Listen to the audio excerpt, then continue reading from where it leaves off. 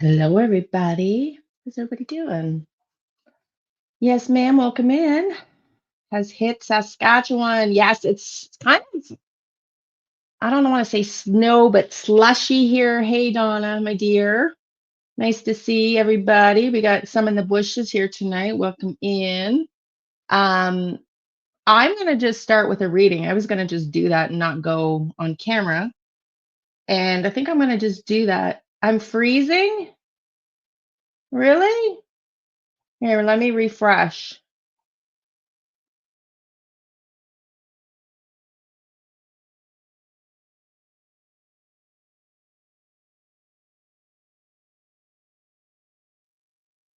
How's that? Is that better? Is that better? Can you hear me now? No. Oh, you're freezing. Sorry. I'm freezing too. I'm drinking like chicken consomme here because it's been cold. I've been cold to the bone for 2 days. Okay, everybody. We have a small group today. That's fine. Um, I was gonna do. It might be that I don't know what's going on. It might be time. It might be that people aren't interested in asking tarot questions. Nice to see you, sweetie. I'm glad you're well. It could be that I don't know. Have no idea. But what I wanted to do, first of all, is just tell you what we're going to do tonight. We're going to cover just quick recaps of Melodee Buzzard, Gus Melodee, Jack and Lilly, and then I'm going to pull cards. And I'm going to do 2 readings for the weekend, one to go out Saturday, one to go out Sunday, but 2 will show up for members tomorrow because the one that I'm going to go out, that's going to go out for Sunday. Thank you, Donna, honey. The one that'll go out for Sunday will be members first. Hey, Toronto, will be to members first. Thank you. Yes, ma'am. Thank you. And then it'll be to the public for Sunday. So what I'm going to do is I'm going to add a reading tonight, right now, because I had someone say that they don't like when I'm too long in the intro. It's just a waste of time, and they like me to get to the point. So I'm going to do a reading. I'm going to pick up on the energy and what the RCMP are doing right now. And then I'm going to do a Jack and Lilly reading on what happened after the dollar store. I haven't done that yet. I believe that's the last place they were known to have said they were at before they went home. And that's going to go out Sunday, but it'll go to members first on Saturday. And then you tell me, I was going to do another reading for tomorrow, Saturday. Which one do you want? Is there any particular reading or topic that, hey, Eastern Girl Crafted, nice to see you. Any particular topic that you would like or case that you would like a reading on for tomorrow? It'll be Jack and Lilly on Sunday. Probably sometime in the next few weeks, I'm going to go back to Sebastian, but not right away. Does anybody have a reading that they want me to do for Sunday? No ideas. Well, if you don't pick, I will. How's that? If you don't pick, I will. Okay, let's get to a reading. Let's get to a reading right now because I understand some people, let me think. Okay. I understand some people would prefer that I got right to it. So let's get to it. What's the RCMP's energy with Jack and Lilly right now? What is going on? What is going on?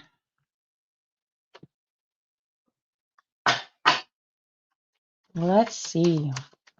What is going down with the RCMP?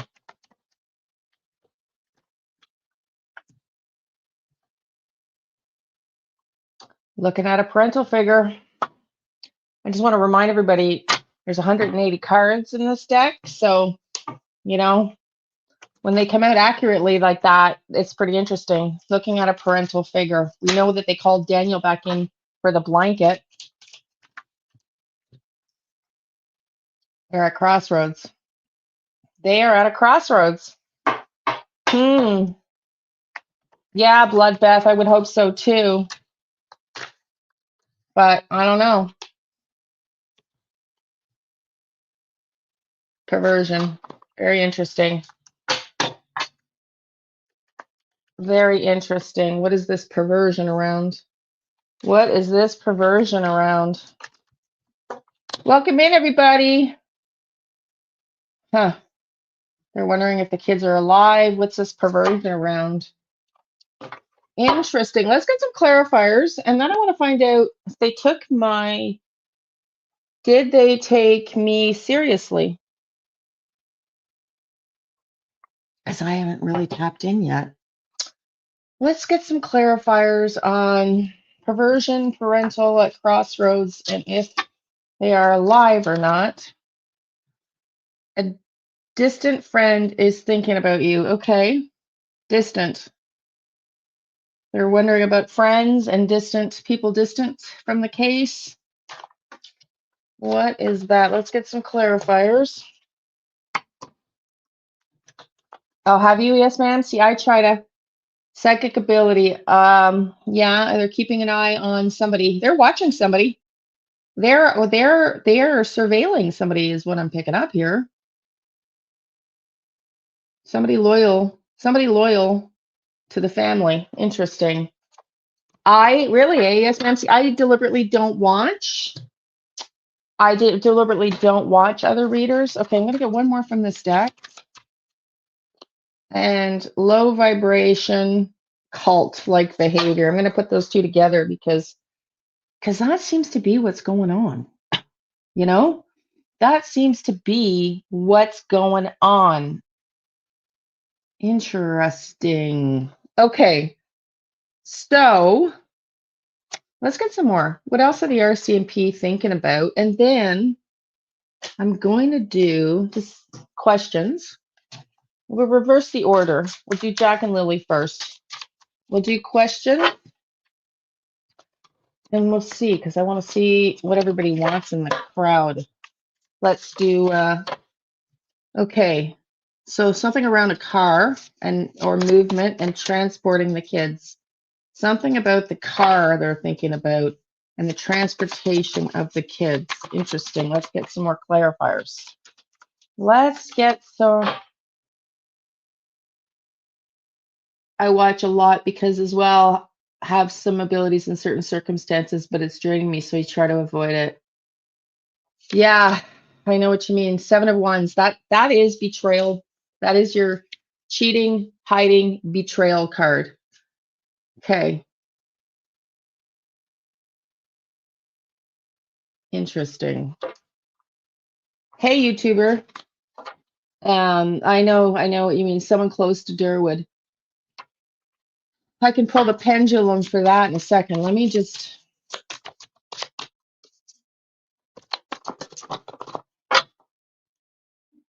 They're also focused on Mom, Malaya.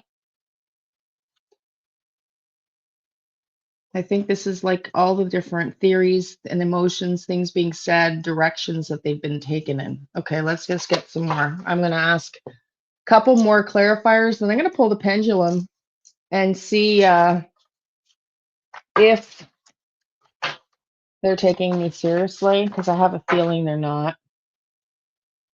Hollow. What the heck is that about? Oh, man. Are they looking at like in the ground? Are they thinking about the hole in the ground? This is the one that fell out. Winter. Man. They're thinking about the fact that winter's coming. Winter's coming. Holes in the ground. Okay. I'm going to pull my pendulum, and then we're going to I'll ask you questions for Jack and Lily. And then we're going to go just to updates. And if you have questions on the other cases. How's that? That'll teach everybody for coming in late. Just kidding. So, are the RCMP taking my email to them in the video we did over the barn and Uncle Larry seriously? Yes or no, not to the benefit of my ego. Are the RCMP taking my email to them in the barn seriously? Yes or no, not to the benefit of my ego. Yeah, there we go, guys. No. Is my name Liane? Yeah. I didn't think so. Are they looking at Durwood as a possible suspect? Yes or no, not to the benefit of my ego. Are they looking at Durwood as a possible suspect? Yes or no, not to the benefit of my ego. No.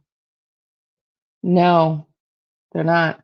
Well, you know what? They have more information than we do, right? And you guys have gotten to know me over the course. Let me just fix my camera. You guys have gotten to know me over the course of, I'm gonna put it here because you've gotten to know me over the course of whatever, however long, right? And I'm trying to get it to, so they don't know me. They're just getting an email from, I'd probably think I was crazy too if I didn't know better, like if I didn't know the amount of people that sort of make comments about me and whatever the hell I'm up to, and it's wild. So there's a lot of people that are still not very spiritual. Hey, Donna. Aw, thank you, sweetie. That's very nice. Thank you. Thank you, thank you, thank you.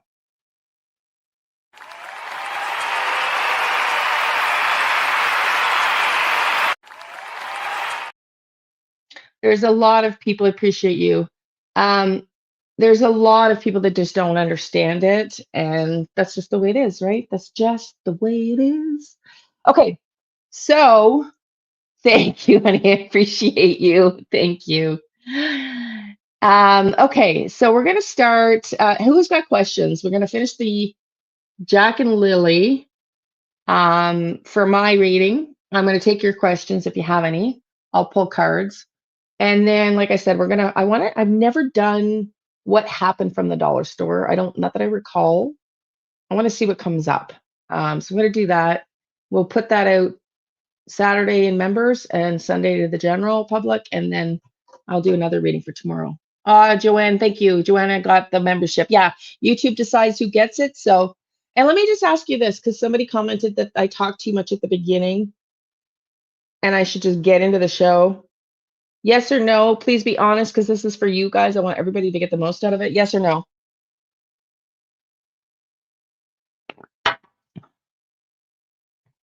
Is that something you guys agree with? And then I'm going to pull up. I'm going to pull up what we're going to watch, what we're going to listen to tonight, what we're going to. Oh, tonight's agenda. No, I didn't think so. I'm here in the bushes listening. Hey, Caroline Middleton. Um,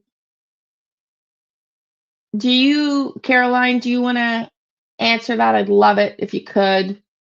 Welcome in and let me know if you like when I address everybody. A lot of YouTubers do that. I don't think I'm the only one.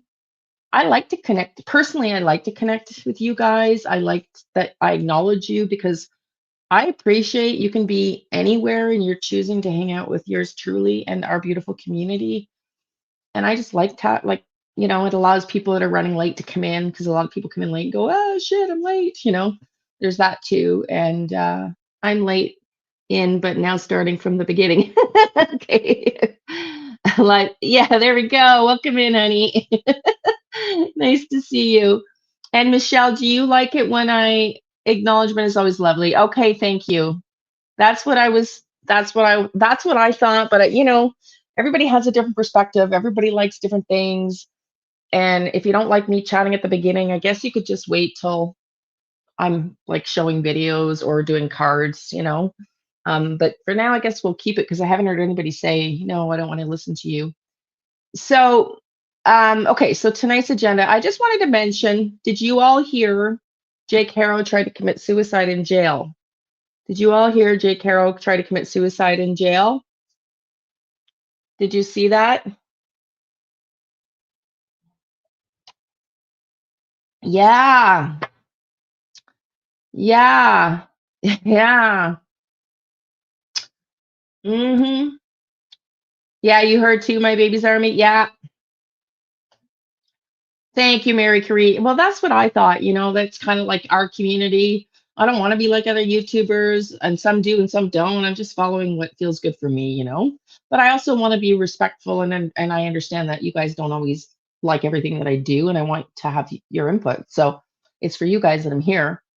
Okay. Well, the kids and you guys, but okay. So we're gonna play the Jack and Lily song because I'm waiting for questions. And if you have questions for me, I'll pull cards. Let's play it in the background here. Let's send some prayers to the kids. And please just think about some questions for cards, and I'll pull them in a second when this is done.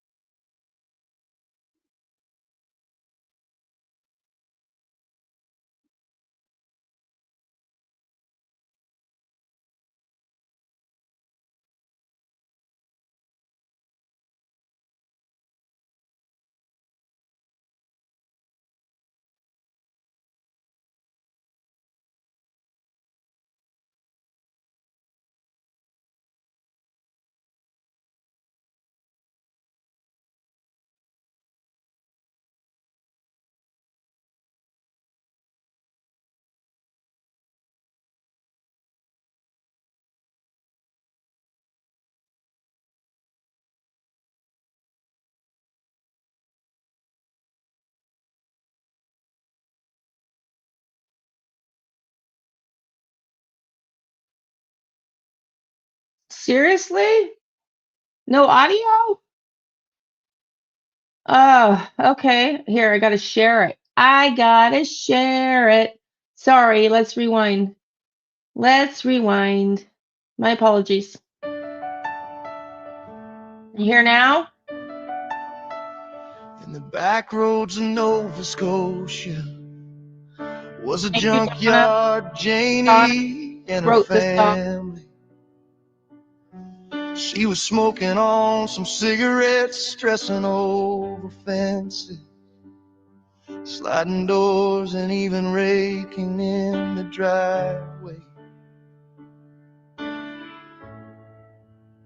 Little children, they run wild and free around here, driving me even more crazy. Jenny in the RV, Daniel in the shack, Justin on the four-wheeler, never looking back. Malay on her phone,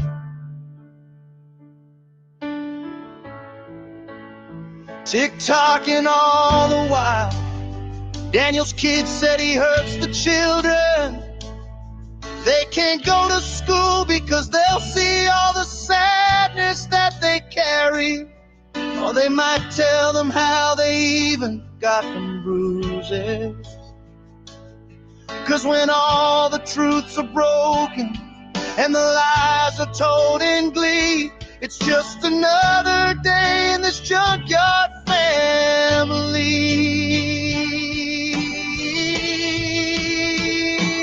The lies, oh so many lies, they just flow right off the lips, and they are losing their grips. The worn-out wooden swing set held together with so much duct tape. Where are the kids?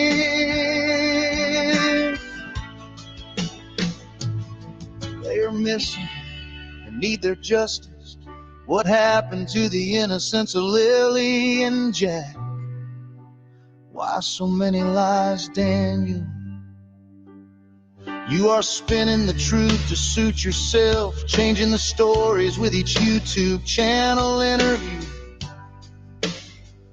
Where are the children? Nobody knows, but God knows. Yes, God knows.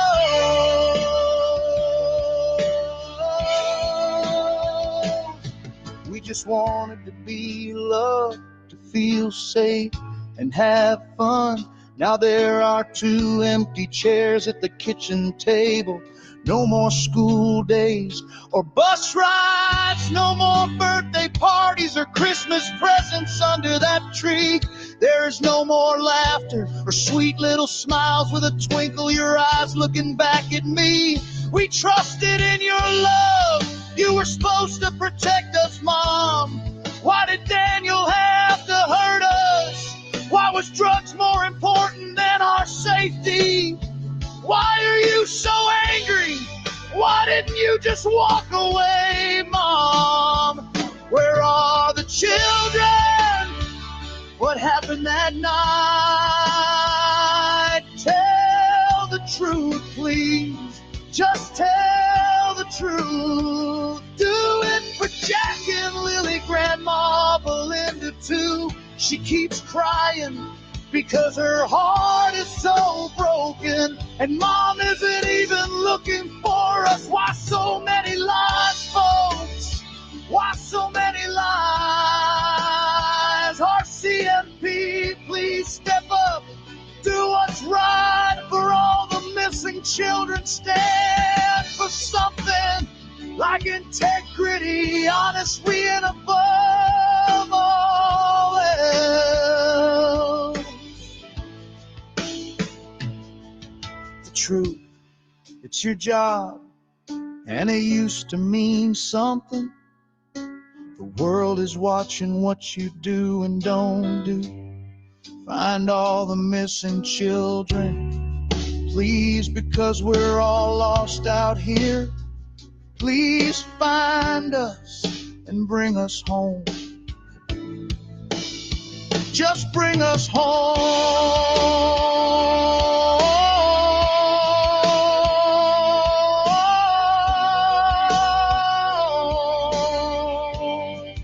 There are so many like us lost out here. We're all just lost out here.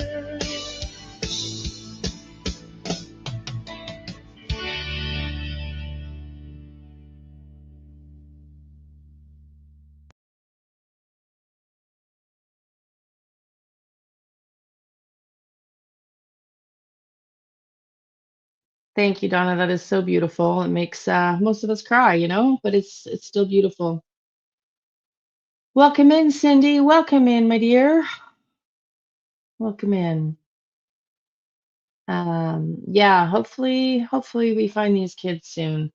I think, have y'all seen some of the posts? Too bad Krista's not here because I wanted to update her.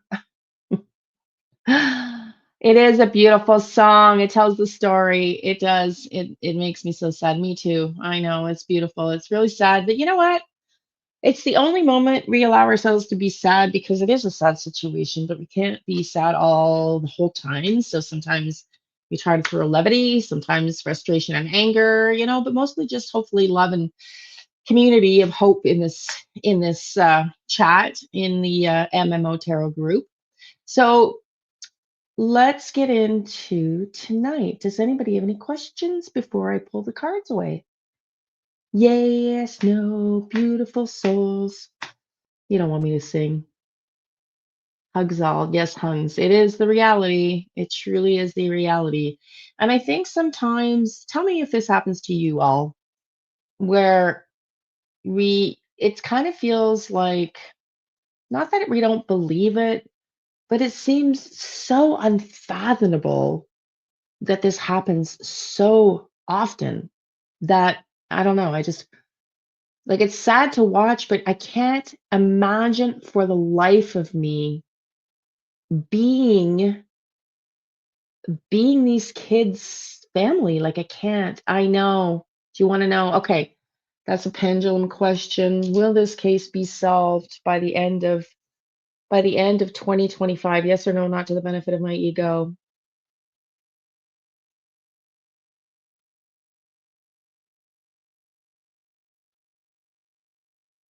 Yes, is my name Bob.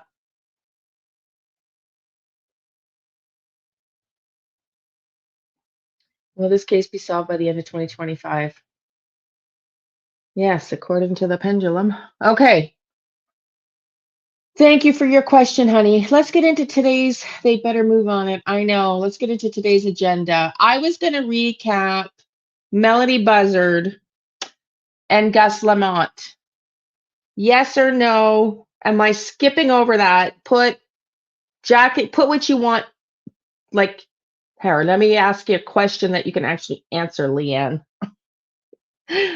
Should I skip over Gus Melodee and Melodee updates? Yes or no? Because I did readings on them and we have yet to really discuss them.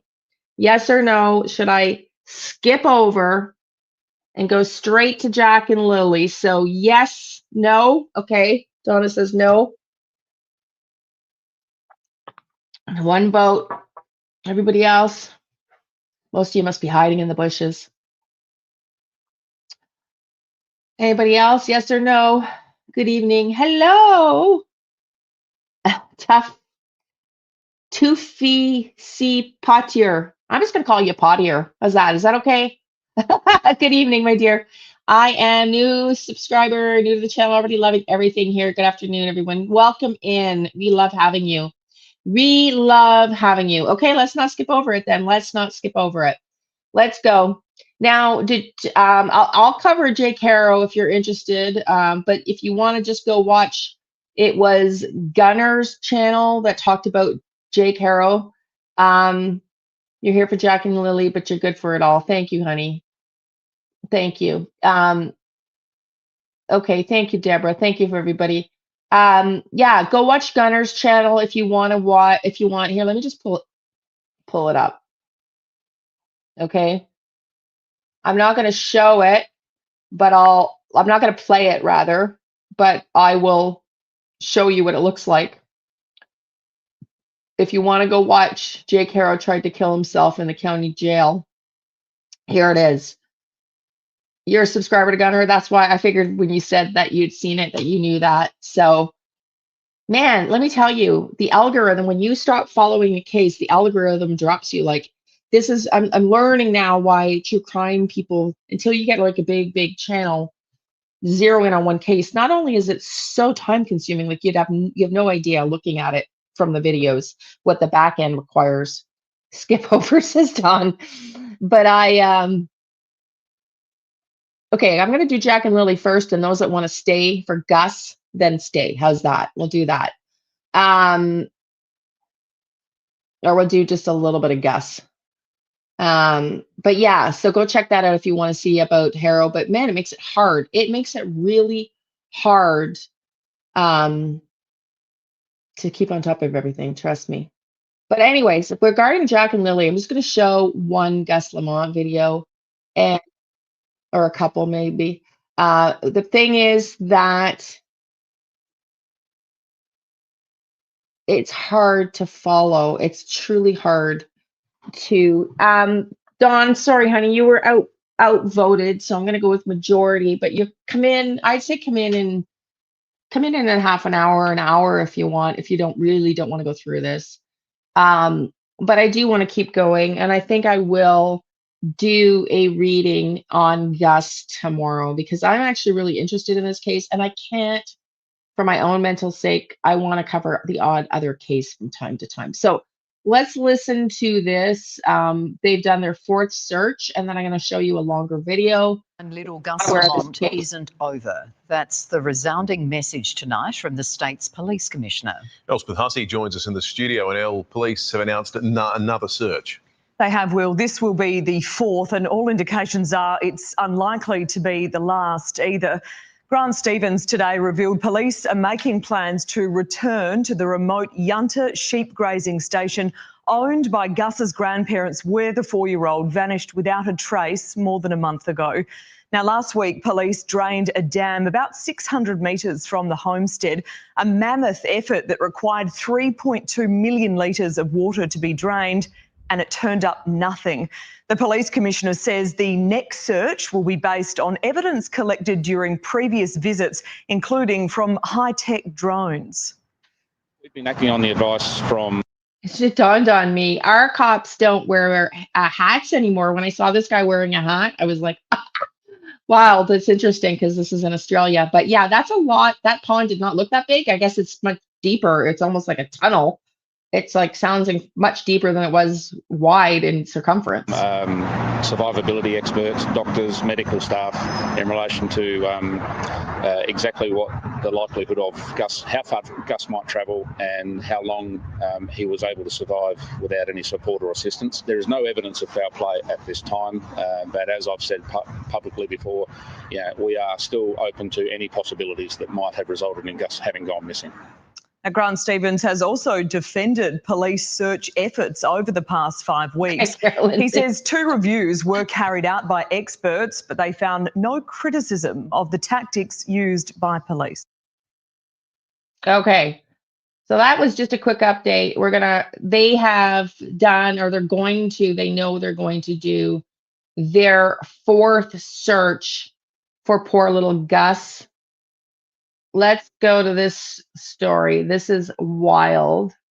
And it'll tell us for those of you that don't know the story, a little bit more background to the case. I'm going to speed it up a little bit because if I don't, I'll get struck.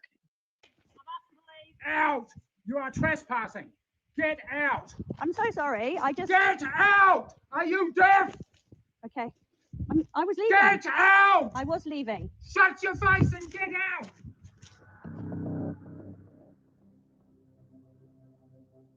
It's a long, barren road out to the Murray's property, but we're just about here.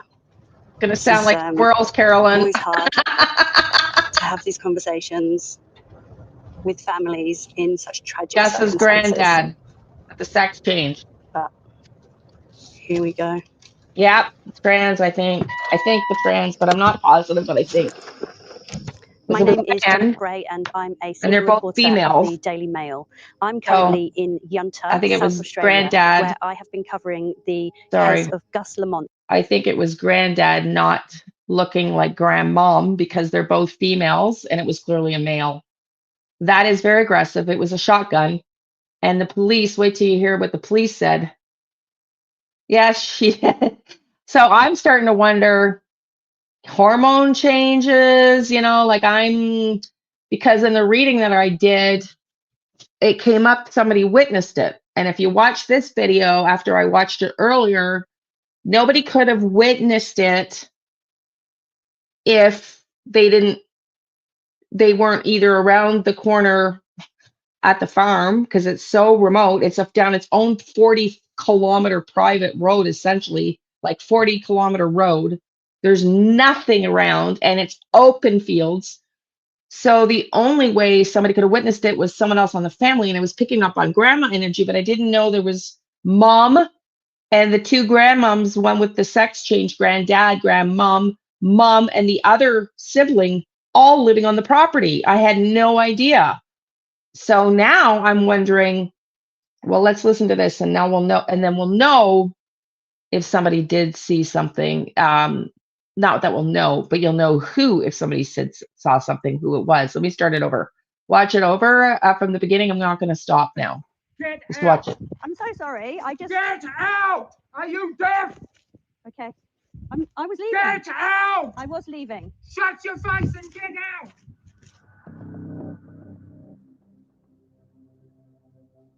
It's a long, barren road out to the Murray's property, but we're just about here.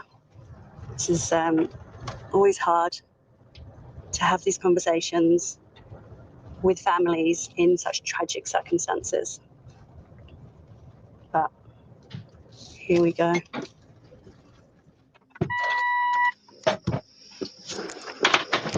My name is Jonica Bray, and I'm a senior reporter at the Daily Mail. I'm currently in Yunta, South Australia, where I have been covering the case of Gus Lamont, the missing 4-year-old. It's been over a month since Gus disappeared at his grandparents' remote property with no sign of the little boy. I've travelled deep into the South Australian outback to try to speak to the Murray family to hear their side of the story firsthand. But what unfolded when I arrived was something I could never have expected. Get out! Are you deaf? Within minutes, I found myself staring down a shotgun. Here's what we know about that fateful day more than a month ago when Gus went missing. Gus was playing on a pile of dirt outside the property that afternoon. Grandmother Shannon discovered Gus was gone when she went to call him inside for dinner at around 5:30 p.m. The family reported him missing 3 hours later. Shannon was inside the homestead looking after Gus's 1-year-old brother Ronnie when the little boy vanished. It has been reported that Gus's mum Jessica was with Josie looking for lost sheep around 10 k's from the homestead when Gus disappeared. The whereabouts of Gus's mother, Jessica Murray, and his 1-year-old brother, Ronnie, are currently unknown. Locals say that they haven't seen any sign of them since the tragic day.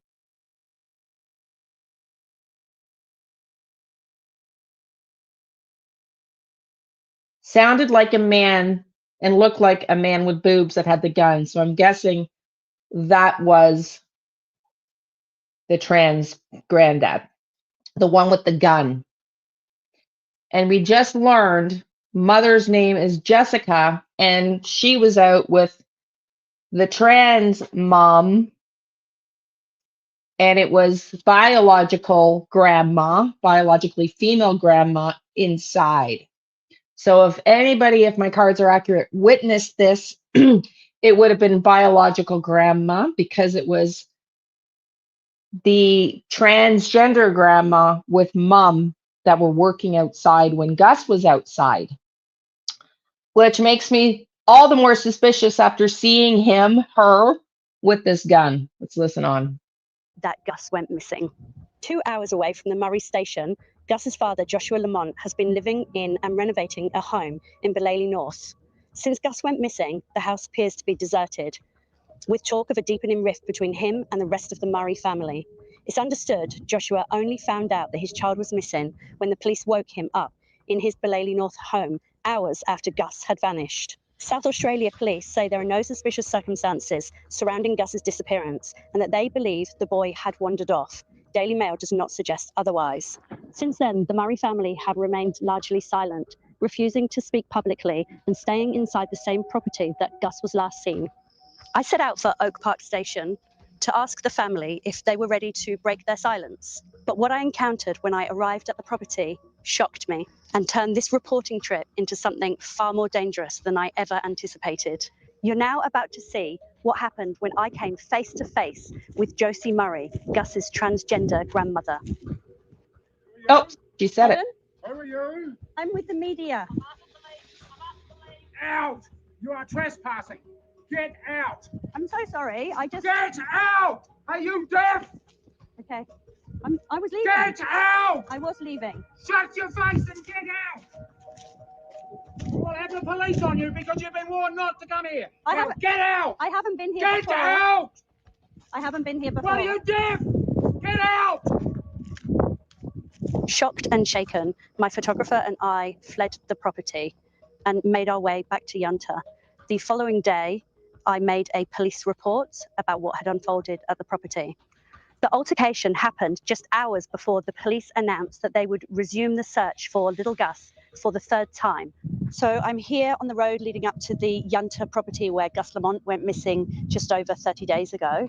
Behind me is the search, rescue and police who are arriving for the third search for Gus Lamont. The plan today is to dredge the dam, which is on the property. It's about 4.5 meters deep. And we actually don't know how long this is going to take, but we're going to follow the 4.5 meters deep. Holy crap, that's deep. That's deep. Feel a lot of anger in this person. Yeah. And that's why I was wondering now if that grandpa had something to do with his disappearance based on my reading. Yeah, no kidding. No kidding. I know. Krista, I'm glad you're here. I just got to break in and just let you know before I forget. I tried to get on Facebook. I think I've told you all this before. I had deleted I deleted everything off my Facebook account and then hid my profile after somebody was doxing and threatening Brittany. allegedly with Brittany covering Sebastian Rogers. But I had not used my Facebook account for 2 or 3 years before that, like, because I don't want to see my family or anything on there. So, and I really don't like Facebook, but it's important in true crime. So I've been trying to get it reactivated. Well, I think I told you guys before, and Krista, this will answer your question permanently, that I was somehow have done something to break community codes. So I tried to get it open again today, and I had to do a video for them. And it says, your review was unsuccessful. Hi, Liane, your Facebook account has been permanently disabled. You requested a review of this decision, but we still found that your account or activity on it didn't follow our community standards. You cannot request another review. I have been permanently banned from Facebook, an account I haven't touched in 3 years, maybe longer. And so, Krista, there is your answer, my dear. I will not be going back to Facebook. I don't know what the hell I did. I haven't been on it for years. So whatever, it is what it is. It's probably spirit trying to protect me from my family. You know, it's probably, I know that's what I tried, Donna. That's what I tried. And I think that might be what got me into trouble.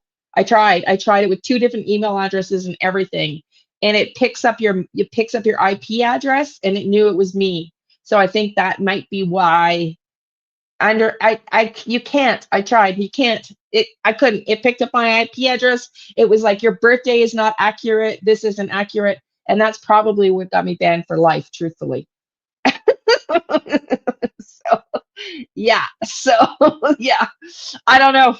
You know, in Canada, you have to understand our government in Canada, don't forget, they had to pay YouTube. They were threatening YouTube was going to have to pay $100 million. This is our Canadian government, in order to continue to allow Canadian news to be on YouTube. Okay. That's the Canadian government. It might have something to do with our government. I have no idea, but it's end of discussion. I just wanted to let you know, Krista. So let's get back to this. Let's keep watching, because this is interesting. Now up to the homestead and cover this story as it unfolds. Just driving up to the Oak Park property. So this is the homestead where Gus Lamont was last seen. Yeah, so this wild. is the 3rd search that starts today for Gus Lamont. The previous 2 were called off after no trace of the little boy was found. The convoy of search and rescue, police, have already headed up. We're just hanging back a little bit now. Yeah. As we go. It's probably another 45 minutes until we get up to the property. It's a really long, dusty, bumpy, rugged terrain out here. The dust from the convoy of the vehicles just fills the whole air. It's impossible to see. So we're just hanging back a little bit now so that we can just drive up there safely. Obviously, there's a lot of tension in the air today. I can just only imagine how the family will be feeling right now. You know, whilst certainly don't want to find Gus in the dam, it's possibly the only closure that the family are going to have. So I don't feel like there's any good outcomes from today, but maybe it brings some peace to people, which I feel like this whole community needs, because the mystery of Gus's disappearance is one that the community are never going to recover from, and everybody needs answers. In Friday's search, officers will once again focus their attention on the family's homestead. The property is so remote. It is at the far end of a 40k lonely, deserted road. It is quite literally in the middle of nowhere. This is a story of a missing child and a family on edge. We're going to be here for the rest of the weekend, and as long as the search is in place, and we will be keeping you updated. Okay, so let's talk about this rationally. With a grandpa like that and a road that's 40 kilometers long, there is no way, in my opinion, somebody got close to that property without that grandpa coming out with their gun and being aware of it. That's just how I'm feeling right at the moment. Like, that is, so yeah. So, it's wild. Oh, yeah. Oh, really? Oh, maybe that's why. Interesting.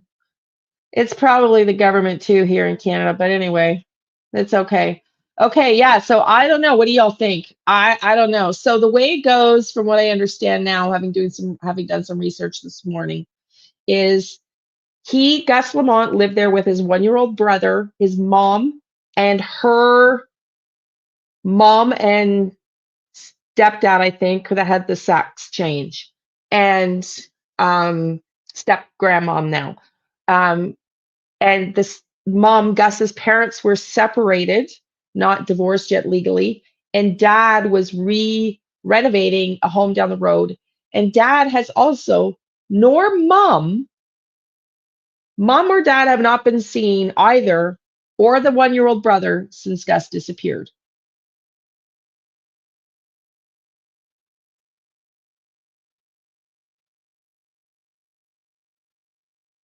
Oops. Yeah, let's watch this. Crazy. New theories have emerged about just how far he might have gone. An expert from Flinders University suggesting he may have ventured well beyond the area that's been extensively searched. Boy lost. Wants his mum. Everyone pulls together in this sort of country. You just drop what you're doing and go. You don't question it. Our hearts are aching and we are holding on to hope that he will be found. Remain optimistic, but being realistic, given the affluction of time, if he's wandered off somewhere on the property, it's hard to see how a 4-year-old could survive on their own resources for this period of time. Investigation is now being managed by Missing Persons Section, which is part of Major Crime Investigation Branch, and that's where all long-term cases such as this are managed and investigated, which is standard practice. You would think it'd be quite easy to find a toddler that's just walked away from the sandpit. Former homicide detective Charlie Bazina says police would be looking at all avenues. When you're looking at the location of the property, we know we've got dingoes out there, foxes, feral cats, wedge-tailed eagles and the likes. To me, it's starting to look like every indication of, as long as the police are happy with the family and their bona fides, no idea, Marie. A situation where he may have been taken by an animal. 10 days. 10 long, merciless days. Somewhere in the... So I was showing this video, and because it said, I thought it was interesting because it says, breaking news, neighbor confesses she saw them take little Gus Lamont away, but nowhere in this video does it actually say that. So we can just look at a couple of pictures for a minute, because I was watching it thinking, oh, I was right with my reading, but no. Yeah. So I don't know. It's a crazy case. I don't know how somebody could have gotten down that road with grandpa being out there with his shotgun like that. I don't know. And I'm guessing, you tell me what you think, but I am guessing that that's the kind of scene or a country road where it is, because it's so open. And as she was describing, you can see, look at the dust right there. You could probably tell and hear a car coming from a mile away at that farm. So anybody sneaking into there or up on them would be pretty hard to do. That's just how I feel about it. I think they would hear the noise. Exactly, Donna. Hear the noise and then see the dust. How would you get down that road? In other words, I don't think anybody snuck in and took him away. I think it had to be either family involvement or he wandered away. And so far, the card's not saying he wandered away, but we've only done one reading. But yeah, so it's wild. Like, look at how remote it is. Look at how remote it is. But despite the effort, not one trace of Gus was found. No clothes, no footprints, no direction, nothing. In a world of data and drones, how does a child simply vanish into thin air? The questions deepen when we look closer at the timeline. An animal dragged him away. Gus's father, Josh Lamont. Yeah, that's true. An animal could have dragged him away for sure. Was reportedly woken by police hours after his son was already missing. He hadn't heard a word from Gus's mother, Jess. That delay, those missing hours, have weighed heavily on everyone following the case. Why didn't Jess call immediately? Was it fear, shock, or something more complicated? Josh and Jess are still legally married, but they no longer live together. Their separation, the emotional distance, and tension within the family have created a painful silence that now echoes through this case. Adding to the complexity is Jess's parent, Josie, whose presence in the family dynamic has drawn both love and friction. But while emotions simmer behind closed doors, a child remains missing, and time continues to slip away. Okay, now you want to see what the police's reaction was to the shotgun? Look at this. Listen to this. Oh my God. Listen to this. Hang on, wrong one.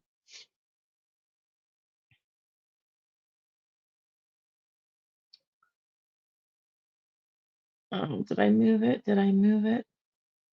I already did move it.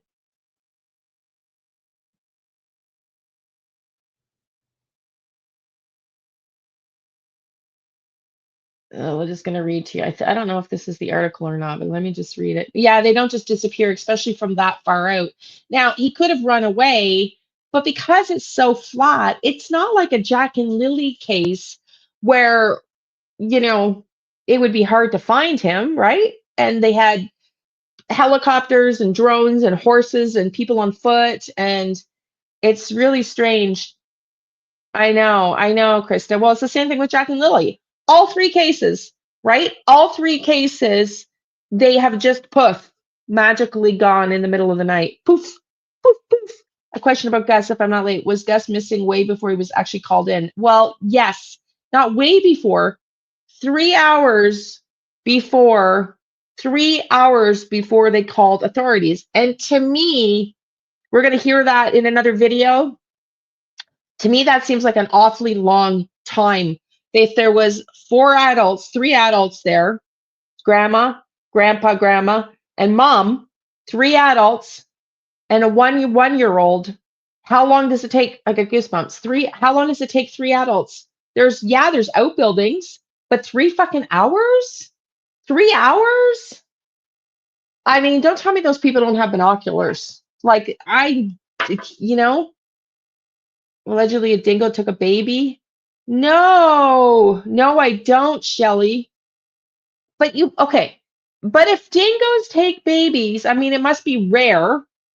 And yeah, they would find him quickly. So it's either something nefarious or maybe an animal did take him away. But they said but then other people were commenting, like, how far would that animal have had to take him? Because if it had claws and it dragged him or bit him, there would be blood, right? There would be an animal scent or his scent. Who knows? Yeah, so I don't know. But anyways, so they've reported November 4th, the search for missing 4-year-old Gus Melodee who vanished from his family home 5 weeks ago could soon resume, police say. South Australian Police Commissioner Grant Stevens confirmed on Wednesday that officers could return to the remote property at Oak Park in the state's mid-north for a 4th search. So they're going to go back for a 4th potentially search. Gus was last seen in his grandparents' homestead on September 27th. We've been acting on the advice of survivability experts, doctors, medical staff in relation to how far Gus might travel, and how long he would be able to survive without any support or assistance, Mr. Stevens said. That was a factor that dictated how far we could search and how long.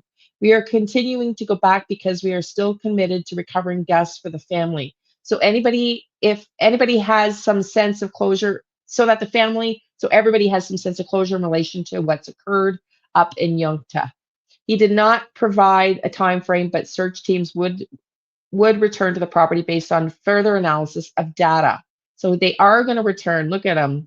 He does have a long little girl's hair, eh? Like, look at how freaking wild that is. Like, you can see, look at the plumes of smoke. Look at in the,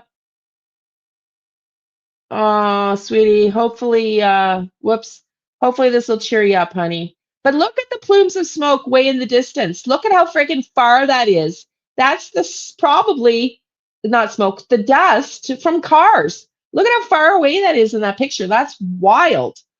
That is wild. This is them draining the pond, and they didn't find anything. Mom and dad, Josh Lamont. So I don't know, man. I don't know, but yeah, it's interesting for sure, to say the least. It's really sad.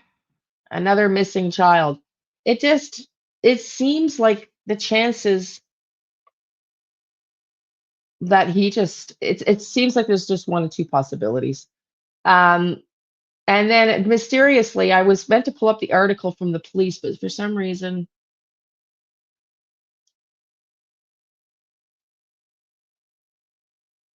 I moved the link and I can't find it. So 5 unanswered questions. This is an interesting article, and then we're just going to go to videos. You find it incredible that sheep survive on that land? Why? Why? I know, exactly. I know. I know. It is. It's a huge place. It's desolate. If an animal did something to this little boy, they would find evidence. That's what I'm thinking. Like, you would think there would be signs of blood, or, like he would scream, like there was no screaming. Like, you would hear him screaming, wouldn't you? That's just so weird. You would hear him screaming, you would think. So here's 5 interesting questions that remain unanswered. The disappearance of 4-year-old Gus Lamont from a remote property in South Australia remains one of the country's most perplexing and heartbreaking cases. Despite extensive search and efforts involving South Australian police, ADF members, SES volunteers, trackers, and local property owners to find the young boy, his whereabouts remains a mystery. The land and air search for Gus was scaled back from a rescue to recovery on October 3rd, just hours after a photo of Gus was released by the family. Last week, South Australian police released a statement revealing the search for Gus would resume, with officers draining the dam on the family's homestead on Friday to rule out the possibility Gus may have drowned, which, again, no trace of the 4-year-old was found in the dam. Like, look at the dust on those cars. It's just wild. I could not live like that. Could you imagine how dusty your home would be? I couldn't do it. I can't. I love the ocean and the beach, but the dry sand in my feet is just like, ugh. I couldn't do it. I couldn't live like that. Look at them all. It's just wild. It's pretty sad. And they even had the Defense Force personnel, right?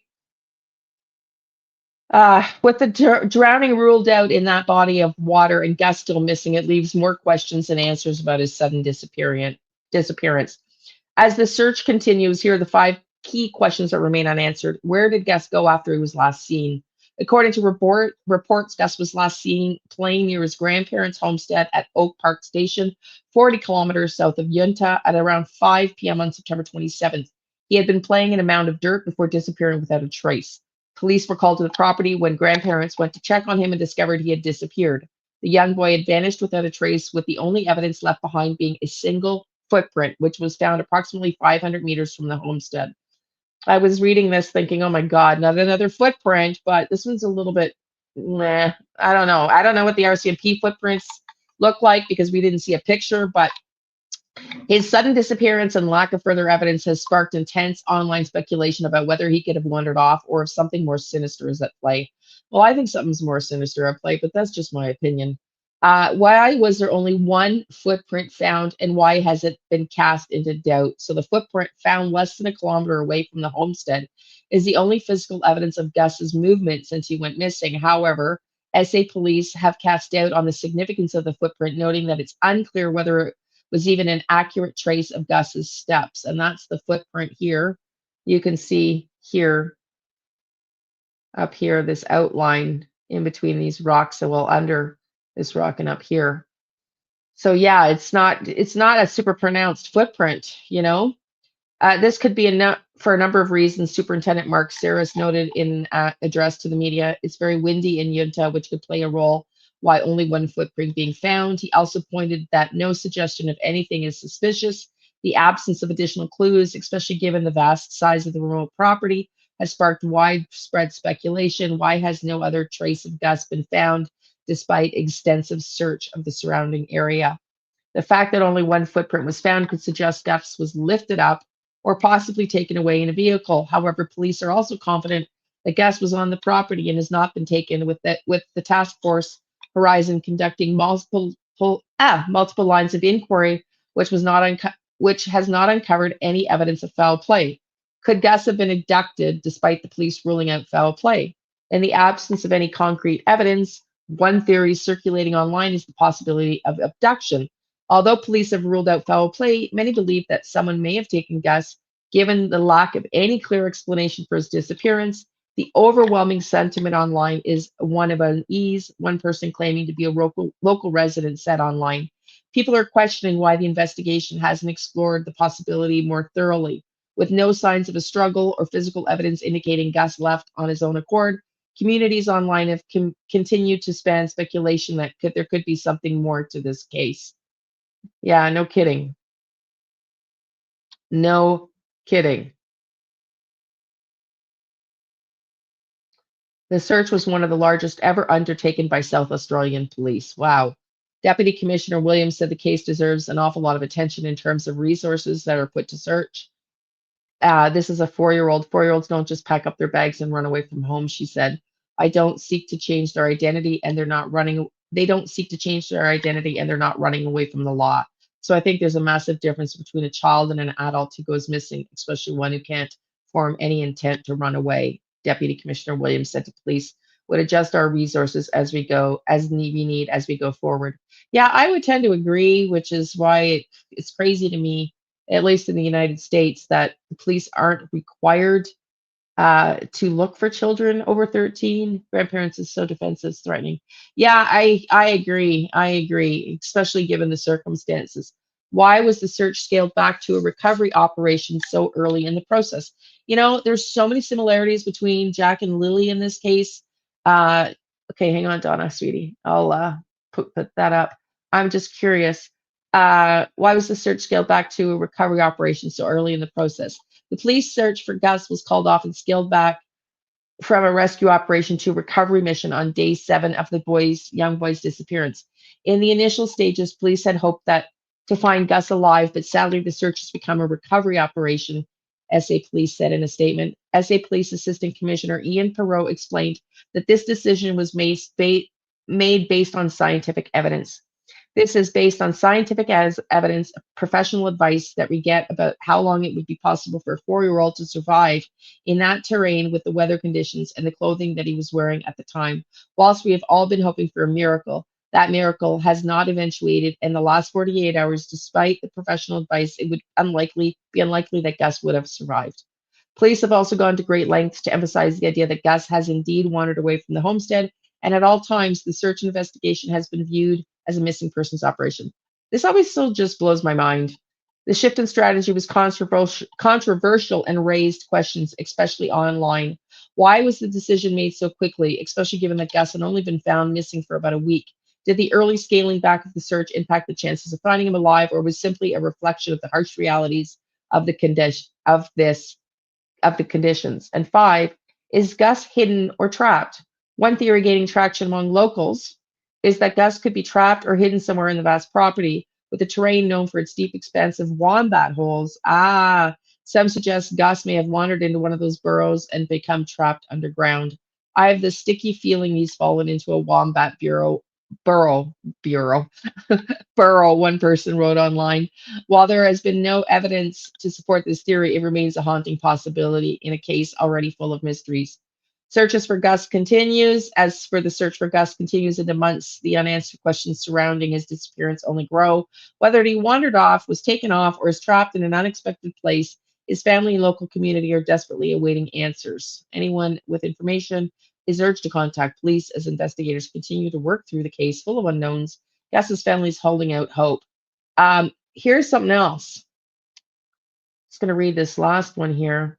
But I also wanted to show you the article, but I think I removed it. where the police that the gunshot, she said she reported him coming out with the gun. The police ruled it totally valid under the circumstances and that they didn't think there was anything wrong in pulling a gun on her.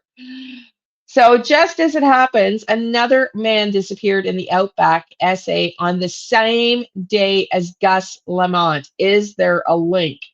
This guy, Benjamin, went missing on September 26th. He doesn't look super friendly or anybody that I probably want to piss off.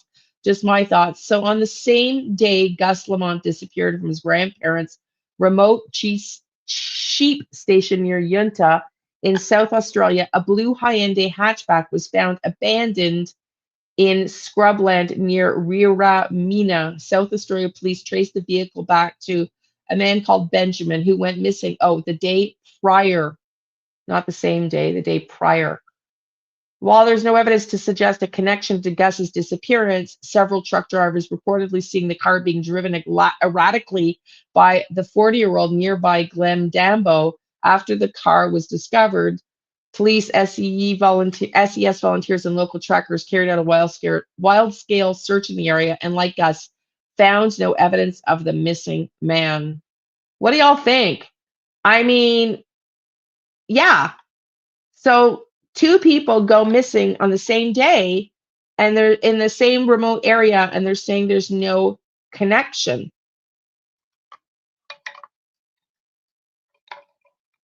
Mm-hmm.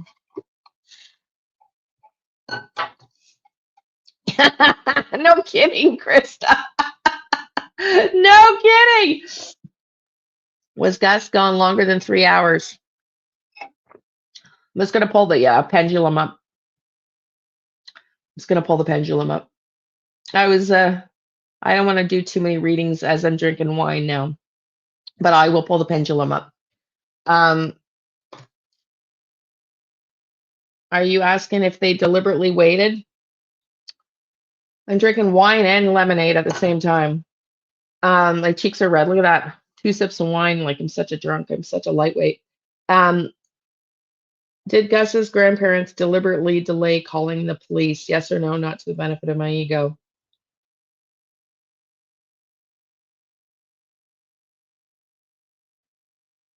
That's a yes. Is my name Bob? Did Gus's grandparents deliberately delay calling police? Yes or no? Not to the benefit of my ego. Yeah, wild. You don't think they're related? It could be a coincidence. It's just awfully weird. It's just an awfully weird one out that remotely. But who knows? Okay, one more video, and then we're going to call it a wrap on Mr. Gus Lamont, little boy. Hopefully. Oh, that's not the right one. It's not the right one.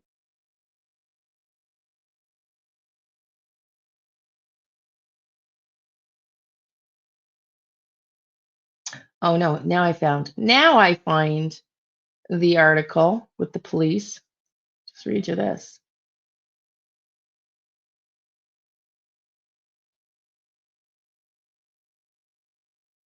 I thought I had another video. I don't know. Man, I got it all organized. I've too many links. So here we go. This is the article. Shock update. Gun pulled on Gus Lamont property before police resume search and drain. Damn. It's just been over a month since the 4-year-old disappeared. Tensions have escalated on the property of missing boy Gus Lamont as police prepare to resume their search for the missing 4-year-old boy. Gus's grandmother, Josie Murray, waved a shotgun at a reporter who had arrived on the property to inquire about the missing boy. Get out! You are trespassing! Get out! Get out! She reportedly yelled. Are you deaf? Get out! The incident happened just a few hours before police announced they would start a third search for Gus on Friday on his family's sheep station around 40 kilometers south of Yunta in South Australia. Police started draining a dam on the 60,000 hectare property, which is around 600 meters from the homestead where Gus appeared at 9:15 a.m. on Friday. Disappeared. This article's got the data wrong. He didn't disappear at 9:15, so I'm not going to keep reading it. But according to this one, the police were not disappointed in the family pulling the shotgun out, but I don't know how accurate it is now that I see that. Okay, let me just see if this is the article. No. Okay, well, there was another article, but I think we've covered Gus enough. I don't want to cover it too much. Did you all see, let's get into Jack and Lilly. Did you all maybe the angry he shot the man and the child saw it? Who knows? Yeah, maybe he got lost and found his way on their property. I don't know. I don't know. Rogue thinks there's something to it. You think there's something to it too? Of course, Chris, I missed your question. Does anybody know if aliens are still using UFOs? It's kind of off topic. It's a little off topic. Have you all seen the newest rants from Durwood and Earl? So we're going to get back into Jack and Lilly. And then, yeah, no, we're just going there now. We're just going to Durwood and Jack and Lilly now, Rogue. I'm skipping a little bit fast. Durwood posted yesterday or the day before. I know, it's crazy. I know. They're all similar. There's nothing to see here. There's no evidence. They're just, it's just wild. So Durwood posted, and then Earl, whoops. Hold on. Can you hear me? Can you hear me? Can you hear me?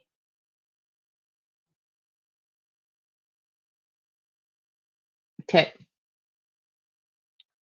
Look at this. Durwood posted a couple days ago. To anyone who gives a crap. Well, Durwood, a lot of us actually give a crap about this case. A lot of us give crap about this case. And I'm just as convinced as ever, if not more, that Jack and Lilly are being cared for by a native group of people who are concerned about protecting them. And in, big letters, I say thank you to them for that. If I am correct, and this is true, could you please consider doing another good deed? Please, doing another good deed. The kids are fucking missing. You don't actually know if they've been kidnapped or not, Durwood. And according to you didn't take them, so you wouldn't actually know for a fact. The police don't seem to believe you. You have gone into the police. They don't seem to believe you. So I don't know how you could call this a good deed. If I'm correct, and this is true, could you please consider doing another good deed? Please anonymously provide proof of life and well-being of the children to the Canadian public. Okay, y'all, we got to talk about this. Yeah, exactly. And we're going to read Earl's next post. I think they are feeling the pressure. My opinion is they are feeling the pressure.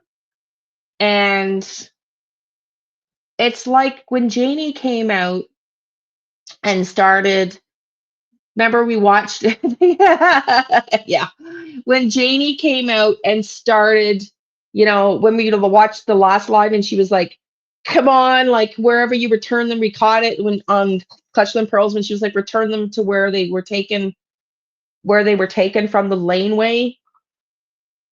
Like, it's almost like they know somebody has them and they're worried about their well-being. It almost makes me feel like my theory is right. They were meant to be taken away temporarily, and that yet the plan has gone afoul. Now I think Durwood was behind the plan going afoul, but the face is still like, can you show us they're still alive? Like, I don't know. It's weird. It's weird, but I feel like, yeah. Well, if he believes, and if he thinks he knows where they are, why didn't he go get them, proof of life or whatever? But yeah, I know. But I'm just wondering if they are really pleading to somebody that they know has them to bring them back, Yeah, exactly, Donna. Exactly. I don't know, it's strange, you know? So he goes on to say, if I'm correct and this is true, could you please consider doing another good deed? Please anonymously provide proof of life and well-being of the children to the Canadian public. No need to disclose anything about location or anything else because I believe you're doing the right humane thing. Really, Derwood? Did you believe you were doing the humane thing, in my opinion, when you had them removed? Because even Daniel admitted you were going to do something, but you didn't want to do anything to Malaya. Because he didn't want to get involved with the marriage. Okay. If you would consider this good deed, will gesture, it might quiet the public and shut down all these sick, lying podcasters making money while accusing many innocent people of murdering these two children. Then the courts will have to decide on the jurisdiction issues your people are demanding changes to. This has nothing to do with jurisdiction issues, Derwood. I don't know what this is about. Your people. I know that the chief came out saying anybody suggesting that they were taken by the tribe is perpetuating a very old, stereotypical, very racist opinion of the natives, and I would concur. Your people demanding changes too. I agree with your demands. Please consider this request in goodwill. Thanks, Darren Geddes. Like the people that are living on the tribes and the reserves are watching Derwood on Facebook. Most of them don't have Facebook. Let's be real. I don't know. Tell me if anybody here knows anybody who lives on a reserve. I just don't think that they jump onto Facebook all the time. I could be wrong. I could be completely wrong. I know, but it's epic. It's epic. It's getting really interesting. You know, it's getting really interesting. Thanks, Darren Geddes. Okay. Like, I don't know. It's really weird. And then here we've got Earl. Earl just posted. This was earlier. Today, I believe. I could not get into Facebook. The other one I showed you because it was sent to me. If you have anything that you see on Facebook, send me the screenshot because I can't get in. Yeah, he's an angry man too. No kidding. And Errol just wrote today, after 40 years living here in Lansdowne, I'm surrounded by rats and weasels. Thought I left that behind in Westville, but they follow so much for a quiet life. That's why I keep to myself. What do you think that means? Do you think that means Earl knows the weasels that have taken Jack and Lily? What do y'all think of that? Do you think that's what that means? It's really interesting. Yeah, you would think, eh? You would think. Yeah, well, let's see another couple of videos because there's there's somebody else now that's kind of come up to into my mind, into my attention based on a few other videos. Let's just watch. I'm gonna show you because this is AB and he is so much more interesting to listen to reading the same clip than I was. Listen to him. He's so much funnier. Oh my God. It's just for comic relief. Dirty Derwood, old Darren Geddes. AB. Daniel and Kent and Janie's buddy. Can you believe what it is that he has posted on Facebook? Think about how stupid this guy is. Oh, he must be up late drinking and thinking. This guy, listen, everybody. Listen, I'm standing fast. I'm standing on business here. I know that, number one, he's a racist. He's talking about people of indigenous heritage in a way that's so stereotypical, and the stereotype in this is he's just making it up, but he's labeling, they're off with kids of their own ilk, of their own kind. There's barely any native blood in the kids. Cody's their father. Malaya's only part Indian, so they're got a fraction of native blood in them, and he's off trying to portray that the kids are somewhere on the reservation, hidden away, being taken care of people who are just well-meaning and well-intentioned, like they're just walking out of the Davidian era. Do I need to say Davisian? anyway, that they've walked out of some other era in time. Listen. Oh, me too. To anyone who gives a crap, I'm just as convinced as ever, if not more, that Jack and Lilly are being cared for by a native group of people who are concerned about protecting children. So they're so concerned, they're so radicalized. In order to protect children, they go and kidnap them, they abduct them, and keep them hidden away from the rest of the world and society, because that's just so much better of a lifestyle. And that's actually a thing. This idiot in capitals, he must be so hammered up. And I say thank you to them for that. Double exclamation point. If I'm correct and this is true, could you please consider doing another good deed? Please anonymously provide proof of life and well-being. There you go, Ken. There, you can go anonymously submit some tips, letting everybody know that the kids are okay, but they're just being held away from society, kidnapped, abducted. But they're well-intentioned. Everybody should look elsewhere. Everybody should go on about their business. The kids are just fine. You're such a moron, dude. Please anonymously provide proof of life and well-being of the children to the Canadian public. Well, not to the RCMP. No need to disclose anything about location or anything else, because I believe you are doing the right humane thing. So he thinks the right humane thing would be to go and abduct children in this sense. I told you the dude's a child predator. Darren, you're talking like someone who loves to diddle kids. If you would consider this good gesture, it might quiet the public and shut down all of these sick lying podcasters making money. Oh, like Kent, we can make money on AdSense. We can talk about anything up here, Derwood, if we do. It just happens to be that you're the subject matter because you've made it that way. Look at how stupid you are. I can't get over just how dumb you are. If you would consider this goodwill gesture, it might quiet the public and shut down all these sick lying podcasters making money while accusing many innocent people of unaliving these 2 children. Red flag. Then the courts will have to decide the jurisdiction issues. Your people are demanding changes too. Your people. Derwood, I hope you get your ass kicked by people on the res. Me too. And I agree with your demands. What demands? And I agree with your demands. Look at this. What demands? What the hell is this dude even on about? You must have been on a bender last night. Thank God the internet never forgets. Please consider this request in goodwill. Thanks, Darren Geddes. That was posted yesterday. AB posted this yesterday. Oh my God. Dude. Oh my God. Sorry, I pressed play there. Oh my God. What demands? So now you're throwing it off to the ether that you're hoping some anonymous person submits some sort of proof of life. How are they going to do that? They're going to say a picture and say that they're alive? Everything's okay? Oh, look, it's just something new for you to push, you moron. And you're just going to submit? Oh, I agree with all your demands. You did the right thing by stealing these kids away from Daniel. He does. Like, I have to get a sense that I have to work on my my comedic lines, because I had to play that because AB is so funny. But he's right. Like, what a fucking idiot. First of all, I think the reserves must be offended. Like, I heard somebody call into Dolly's show, like, way back. I ended up somehow listening to my phone, like I was doing dishes or something, had my earbud, and it just kept like looping into a new video. And then it ended up on Dolly's show. And I wasn't until I stopped it because of this caller to check to see how old this was.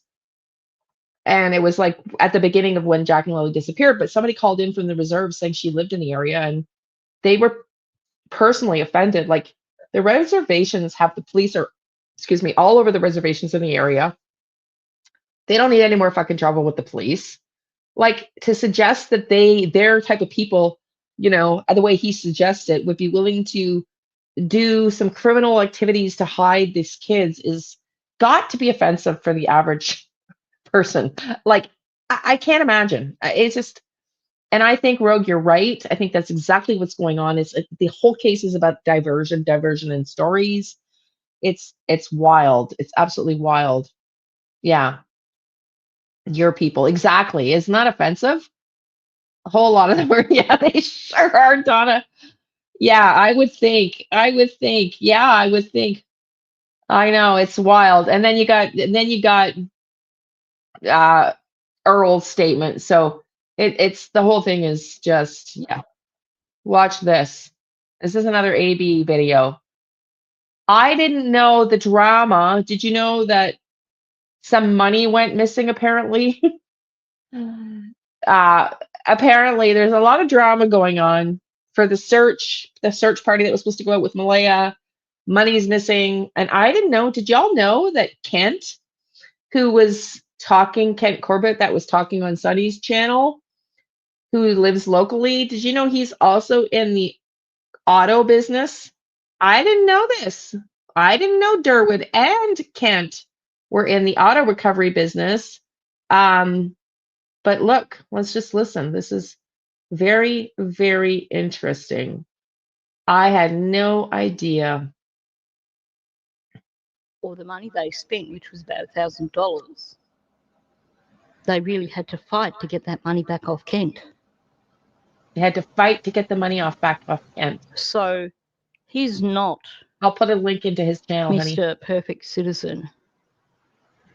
And we have a shed go up in flames a month after. Right. Old Mr. Kent.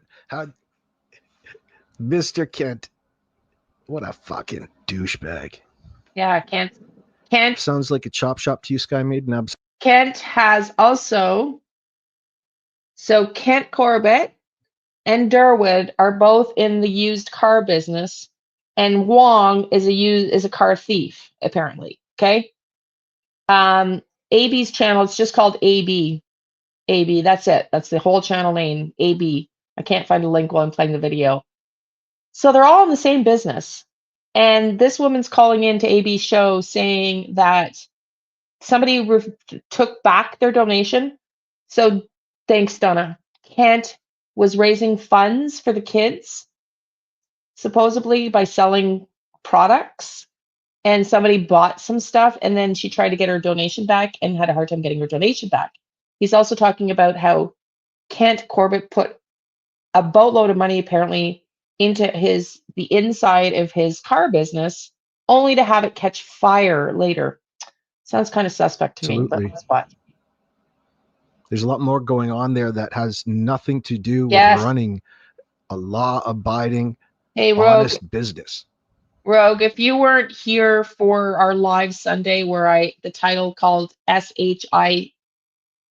Holy SHIT, I think I found Uncle Larry.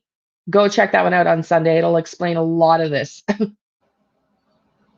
If you were running an honest business and you were an actual mechanic, Kent, you would be pretty busy at this point in time. Mechanics pull their hair out because they're so damn busy. Well-established Pictou County, Corbett's Towing, Salvage and Storage is the scene of a structure fire, according to Facebook post with this photo by owner of Kent Corbett a short bit ago. Y'all, this fire was June 6th, after the kids disappeared. June 6th. Wild. I wonder what kind of evidence that car may have had inside. Mechanic. He only works on the undercarriages of young children. Who knows? Undercarriages of young children. Jesus, he's funny. So allegedly, the problem was somebody confronted him at the vigil over this $1,000 that the individual was donating towards, and then decided not to. And the individual had a difficult time regaining those funds. Well, Ken, I'm glad you gave them back, if you did indeed do that.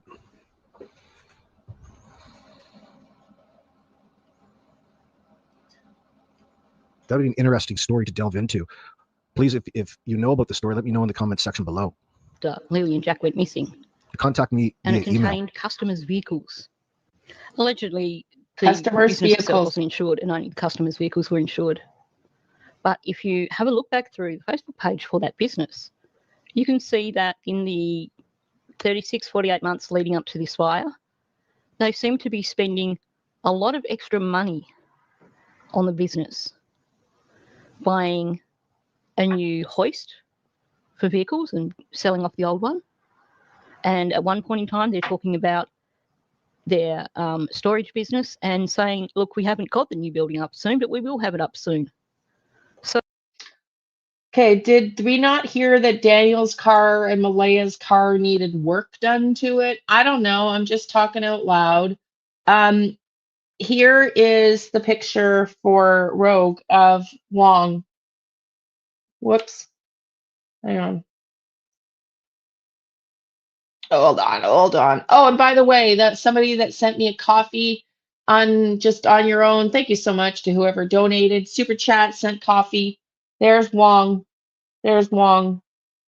Same person I saw in my vision bust into the kitchen full of grease, well, maybe not full of grease him, but Kodiak boots on with a receipt and an invoice that money was owed.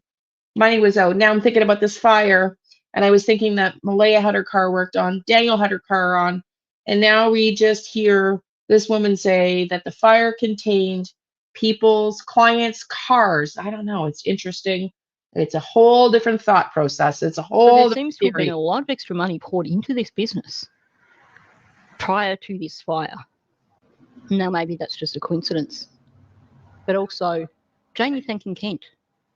Even if this fire was an accidental fire, what if one of those vehicles in that shed happened to be one that was in need of repairs, or one that needed to be kept out of sight for a while?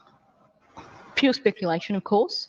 Yeah, not disregarded. That's why I mentioned that, Chelsea, because you get all kinds of weirdos involved in this sense that want to set a person up in this regards. But regardless, we know Kent's a scumbag. It's just another one that somebody wants to pile on with all of these stories, right? You can get in control of the narrative with false stories in your own benefit, but you don't need to look into it that much. It's just an allegation. The guy gave the money back allegedly. Well, that's that then, no matter how you felt about it. I'm glad it turned out well.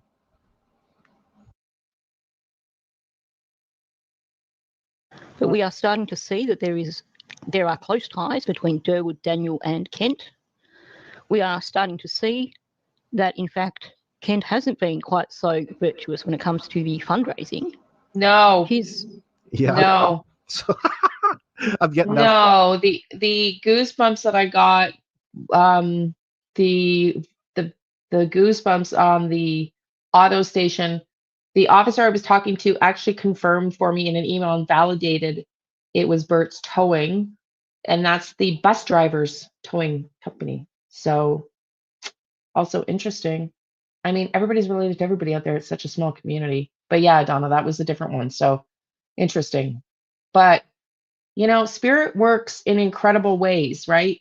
I'll give you an example. Kitty, you were talking about my neck, like how I can't cut a break. And you're right. But it dawned on me that when I was channeling Sebastian, he was coming into the back of my neck. And that's where my pain was when I hurt my neck. And I had muscle relaxants prescribed by my doctor. And I'd also told you I had TMJ. So in the relaxing the muscles, guess who's getting visions and hearing things in the middle of the night, y'all, again, much like the last 3-4 nights, every night. Again. So, maybe I was really tensed up, hence I wasn't able to channel because, everything's blocked in there, right? So, things happen in mysterious ways. Things happen in mysterious ways. So, yeah, I never asked the bus driver, but my point being, whether it was the bus driver, I felt sick on the live that day when I was shown that picture, or whether something else happened in the past, or whether it's just spirit trying to connect me to an auto garage. That's the point I'm making about it's up to me to interpret it correctly, right? It's up to me to interpret it correctly. So whether it's Bert's Towing and a connection or just a towing company or a garage, I don't know yet on that vision, but I have yet to confirm that. Chelsea's in my chat and she says the person also, we'll say allegedly in all of this, because we're just getting to learn about this scenario. The person also has a past history into missing children fundraising. So the person, they're just playing the game. They're trying to steal the Kent's moment in that sense. Here's $1,000. Oh, by the way, I want that right back. That way you can legitimately make the announcement that you donated $1,000 and then you turn around. You can do that with super chats too, by the way. That used to be pretty common with super chats. You would see enormous super chats, and then the person would there used to be a way at least that you could go and get that right back within a certain amount of time. I'm not sure if it's still a thing or what, but yeah, we're keeping our mind open about that because there's all kinds of little special interest groups in the background that love to play games with one another and steal, have a reason to steal the narrative in the moment like that. And that's a perfect opportunity. Making your coworker look bad while you climb the corporate ladder. Well, that's not a thing, is it? What's going on? Justin is still in the limelight. I don't understand why if he's innocent. Oh, Justin, dad's bro. Well, some people, I don't know. I think it just depends on your personality. Like, who knows how we would react, right? Like a lot of these people, I think, living out east really aren't on social media and just, I don't really know. But I don't know that it always equates to suspicion, in my opinion. But you guys, you're entitled to your opinion. But I don't feel anything when it comes to his brother. Oh, Jesus. I could be wrong. I just don't feel a thing. Isn't there a little Cub Scout or a Boy Scout troop that you want to? But that's just my own preference. So there's that. So we'll stop this because we don't need to watch the whole live. But, it's just the players are just very, I don't know, sketchy. Sketchy.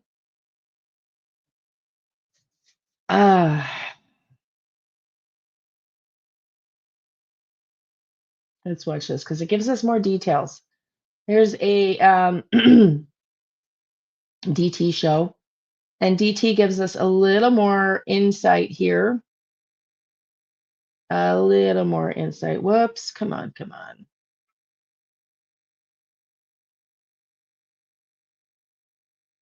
Whoa, we got some breaking news coming out of Nova Scotia in the Lilly and Jack Sullivan disappearance. Hit the like button, hit the subscribe button, ring that notification bell. You guys know what to do.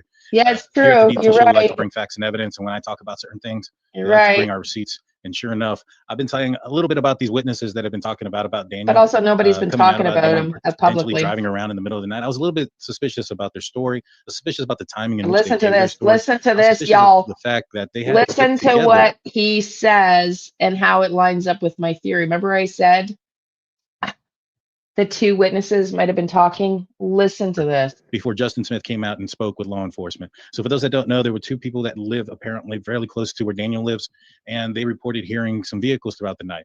One was Bradley Wong. He lived somewhat closer, I guess. Maybe perhaps we'll look at a map to see exactly where it was. And another guy was Justin Smith. Now, Justin Smith told law enforcement that Bradley Wong had spoken to him and had informed him that the vehicle that he had heard that night was Daniel's vehicle. And this is my opinion, nobody's been charged here. Bradley and Justin are both innocent until proven guilty, and there's not even been a criminal investigation has even popped up. So take everything that we're about to read and see with a grain of salt and with that understanding in mind. But I was a little bit. But he said, and he's talking to Daniel and everything, right? He said, and I think he says it again, that it was Wong that initiated the conversation with the other neighbor, Justin, about hearing Daniel's vehicle. Wong initiated the conversation with Justin about hearing Daniel's vehicle. Wong. Now, that blows me away because that fits the narrative on my theory. You're suspicious of everyone, so am I. I was a little bit suspicious. I saw some red flags there with their statement, the timing of their statement and things like that. And sure enough, we have a report here coming out of Nova Scotia, out of the CBC. Witnesses described hearing vehicle that night before Nova Scotia children reported missing. So it goes on to say 2 people who live near Lilly and Jack Sullivan's home told police that they heard a vehicle coming and going in the middle of the night just hours before the Nova Scotia children were reported missing, court documents show. However, now this is a big one. This is the big one. However, RCMP confirmed Monday, so today's Monday, a thorough review of surveillance footage from the Gerlach Road area of Pictou County found no evidence of any vehicle activity at that time. No driver has been identified, and the presence of a vehicle has not been substantiated as a key element in the investigation. RCMP Communications Advisor Alan Garrod wrote in an email to the CBC. Garrod also said that witnesses reported hearing a vehicle but couldn't confirm. I saw that. I felt bad for him because there was not very many people in the chat compared to his normal lives. And I was going to jump in, but I didn't. But yeah, I don't like to interrupt chats. I very rarely go on. I went into Betty's that other day, Donna, but I rarely do that because I don't like to interrupt the flow, and I can watch from the sidelines. But Yes, I didn't say anything, but I saw that. But I hope more people showed up than when I saw it. When I was listening for a brief few minutes, it was just over 100 people, which is a really, really slow live for DT. Seeing one. I think. So they didn't see one, they only heard one according to them, but they have footage, there's surveillance footage. And I explained this to everybody not too long ago, that RCMP had mentioned they had about 8,000 hours of footage from somewhere. And I said, hey, they may not have a very close radius of everything coming and going. Well, I might change that opinion now. As I mentioned before, the circumstances change, so does the stance.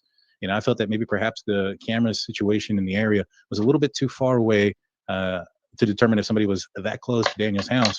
I may have been wrong. If they have some sort of surveillance footage that was able to confirm that there was no vehicle activity in the area that they claimed they heard vehicle activity, I wonder what kind of footage that is. I wonder what it sees. Now, it might be a situation where it'd be easier to see lights and things like that, at night. I'm not necessarily certain that they have footage of Daniel's home from one of the houses out there, but it sounds like they got footage from somewhere fairly close. And so we got to keep that in mind when we start looking into the possibilities of certain things. One of those possibilities is Daniel leaving in the early morning hours. A lot of people have, thought of that maybe perhaps Daniel did something to the kids early morning hours of May 2nd, drove off somewhere and hid the body somewhere. Well, if they have a camera, they can capture that there was no vehicle activity going around there. I'm sure it would have captured Daniel's vehicle leaving as well. So we got to keep that in mind. Now, the new details from the witnesses are laid out in redacted records and are previously released in August as a request of the CBC News, the Canadian Press, and the Global Mail on Friday. On Friday, new details of the case were released after the CBC fought to have some of the redactions lifted.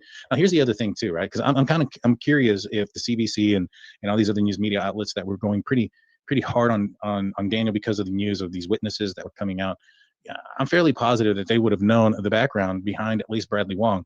And for those that don't know, Bradley Wong has a rap sheet. He's been arrested for theft and possession of controlled substance, amongst other things. And, we showed an image on our live show, and I recommend going and watching the last one with myself and Dr. Vona, where I showed some of the items that he had stolen, and some of those items were guns. Now, guns aren't typically left outside, especially the amount of guns that there were in that shed. They're not left in an outdoor shed or, those type of things. So for them to have stolen guns, like in the manner that they had, it was most likely by entering other people's homes. So go check that out. We talked about those things in his criminal record. And when it comes to like Justin, I'm not sure if Justin had anything to do with it. To me, I question on whether or not, and here's Justin Smith, I question on whether or not he was getting manipulated by Mr. Wong. Now, what I do know is that Justin Smith's Facebook account has deactivated. And I also know that from those folks that are living in the area, by multiple accounts, that they haven't seen Mr. Wong in the last 3 days since his name is populated in the news. Now, that doesn't mean anything that they've disappeared. That means absolutely nothing. There's no evidence of pointing one direction or another, but just, food for thought. And apparently, Mr. Wong is out there in the media, and we'll look at some chats that maybe perhaps he had said and break down if it really was him or if it was a wannabe. But here's Justin Smith, for those that don't know. And one of the things that popped up on one of the Facebook groups before was this interesting comment. Okay, thank you. Well, stay on, and we'll go watch that, because I was going to get to Melodee Buzzard after this, so we'll go watch that. Thank you, sweetie, for the update. Stay on, and we'll update that soon. It said, I have to wonder if they'll ever be found, let alone if we'll ever know the truth of what happened to them.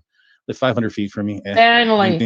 Didn't even know the kids lived there at all. I thought it was a drug house. There's always cars there, and it's so odd to me. But can't remember if it was clearly if it was Wednesday or Thursday, but there was so many cars there on a particular day that the driveway was full, and a car was even parked on the side of the main road. So they have footage, apparently. So if there was a lot of cars like they were mentioning here, a lot of people would have seen that. Which I wonder if this is the reason why Justin Smith's ex-wife's property was searched by the cadaver dogs. Oh, that was another piece of information that I found out here recently, that occurred as well.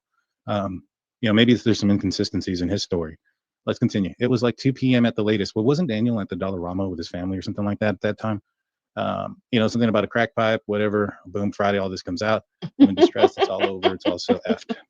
It's kind of interesting what they would say there. This is Bradley Wong, and he's the guy that said that he was working on a car till late in the morning hours, and he heard vehicles. Sounds like these guys weren't, at the very least, they were inaccurate. I don't want to say they were lying. Maybe they had the wrong day, but they were pretty adamant about a lot of this stuff early on. Makes you wonder, why is it that somebody would lie and come forward and try to throw Daniel on the bus? Now, I thought maybe perhaps it had to do with these guys.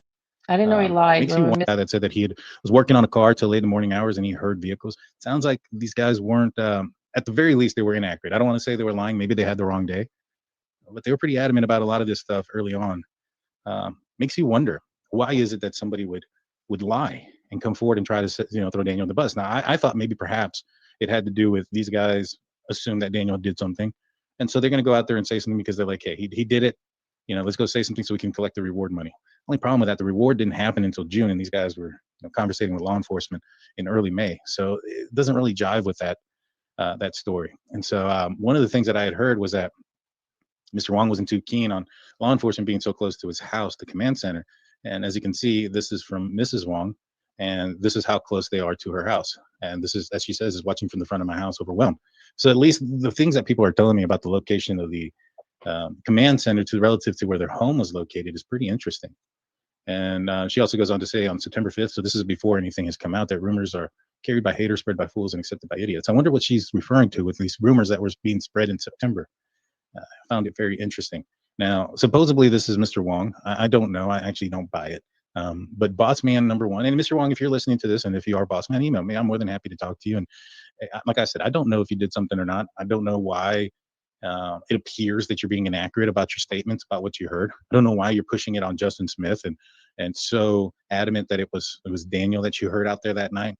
I don't know those things. I'm more than happy to hear you out. But this goes on to say, I agree, Sonny, and this was on Crime and Shame. I try to be polite, but can't with Daniel and blaming other people, including me, the neighbor, for his kids. Well, F him. So a lot of people are going to say, oh, this is really him because he's saying this. Then goes on to say there was next to none traffic, which is a weird way of saying that, next to none traffic that night other than D leaving. And I found it interesting that he called Daniel D here. Initials to me are a situation where that's a true crimer thing, whether it's BK, DM, or A, you guys know who I'm talking about. And I'm talking about different cases, and you guys can tell. But those that watch the true crime world, when initials are coming out, and again, this definitely could be Wong. I have no idea. But when I saw that, I was a little bit skeptical. And the other thing that I saw that made me a little bit skeptical is the way he wrote neighbor. I've talked to a couple of people in the area, and there's two ways of spelling neighbor there in Canada and Nova Scotia, in that portion of the world. And it's like this, N-E-I-G-H-B-O-R. But the two people that I spoke to that were from the neighborhood, or not the neighbor, from the area, when they spelled neighbor or neighborhood, they used the U in there. Now, doesn't mean that Wong does. It's just kind of one of the things that popped out. And I looked it up, and in Canada, it's common spelling either way. So take that for food for thought. No, it's American. Just kind of thought it was interesting. We always put a U. U. I'm Canadian, and Canadian is very much European, and the UK, and we spell neighbor N-E-I-G-H-B-O-U-R. But I don't think the group out there that we're talking about right here are super literate, just saying. And that going. Now, this one I found interesting as well, going back to Justin Smith. It says here it was released, and this is on Crime and Shame with Sonny. It was released, Mike, that Smith was standing on 289 at Lorda Park at 9 a.m. on Friday, May 2nd, waiting for his drive to work. He had been staying at Lorda Park for some time, a short time. He called the search and rescue only, if you remember, and he called was in dispatch recording released, offering to help with identifying traffic on 289 that morning while waiting for his drive. So it's interesting now that we find out that at 9 a.m., around the time that the kids are missing, he is out there at this park, which, let me show you something, guys. Let me show you this. So this is where Daniel lives, right here. This is where Lorda Park is, right about right here. And I put this cabin as the area just because that was the cabin closest to here, but I don't know exactly which one he was staying at or if there's something else closer to the roadway. But this is where Lorda Park is, right here. If he was out there at 9 a.m., that would have been around the time that the kids were missing. And I mean, sure enough, I mean, how far is that? About 500 yards. So it's about 5 football fields away. It's not very far. I mean, we put this into kilometers, so to speak. You're looking at less than half a kilometer. Put that into miles, and you're looking at just over a quarter mile. So not very far. And he's the one that heard all this activity out here. I wonder what had a camera out here that would have picked up the activity that he's talking about. But this should be food for thought of all the other activity that is probably picked up on that camera as well. And so all of these thoughts of drug deals and drug buys and purchases and people leaving and coming, parties going on and things of that nature, if they happen, law enforcement are aware of it. It just probably doesn't seem like that's the case. It seems like there's a lot of inaccuracies in this, not just in these witnesses' claims, but in some of the claims from, against Daniel as well. Again, me personally, I think that it's most likely that the kids wandered off. I still put that above everything else, but I do think it's kind of weird that these two guys that know each other, and I mentioned this before, that they're the only two guys that heard anything that night, but these two guys that know each other are pointing in the direction of Daniel. They just so happen to be living very close to where Daniel's home is, where the kids were. And it appears that both of them are lying, at least in my opinion. What do you guys think about this? Interesting. What do y'all think of that? What do y'all think of that? I don't know. What was their incentive? What was Wong's incentive to go and tell the other neighbor, Justin, that he heard Daniel's car? What was Wong's incentive? What would be their incentive? Other than to divert the attention away from themselves? Why would you just come out and blame Daniel? Unless they had grudges with him specifically? It seems kind of weird. We got a couple more videos. And then we're gonna do Melodee Buzzard. Call it a night. I thought we would have a lot more people in here with questions, so it's not going to be nearly as long as I was intending on, which is totally fine. Totally Were fine awake because I got a busy quiet weekend hours coming up. before 4-year-old Jack and 6-year-old Lilly Sullivan disappeared from their home in Pictou County. The children were reported missing from their home at 10:01 on the morning of Friday, May 2nd. According to court documents, neighbor Brad Wong told police he heard a loud vehicle coming and going 3 or 4 times after midnight and into the early hours of the morning. Wong said his house is at an elevated position from the children's home on Gerlach Road in Lansdowne, and he could see vehicle lights over the treetops. He said the vehicle would drive off in the distance, and he could hear it stop and then return. He said it remained in earshot the entire time. Another neighbor, Justin Smith, told RCMP that at 1:30 a.m., he heard a car turn around by the railroad tracks near the area of Gerlach Road and Lansdowne Station Road. He said it made a noise, then the vehicle was quiet for about 2 minutes, then drove off towards Lairg Road. Smith told police he later spoke with Wong, who informed him the vehicle was the children's stepfather, Daniel Martel. The court records also detail Martel's account of the evening. He told police he went to bed fairly early and didn't wake up until light the next morning. The document said the children's mother, Malaya Brooks Murray, told police she went to bed around 9 p.m. She said Martel stayed up and she doesn't know what he did. Brooks Murray has not responded to our request for comment. In several interviews, though, Martel has told CBC he had nothing to do with the children's disappearance. And in a phone interview Friday, Martel said no one from the family left the property that night and they did not have any visitors. I didn't do anything.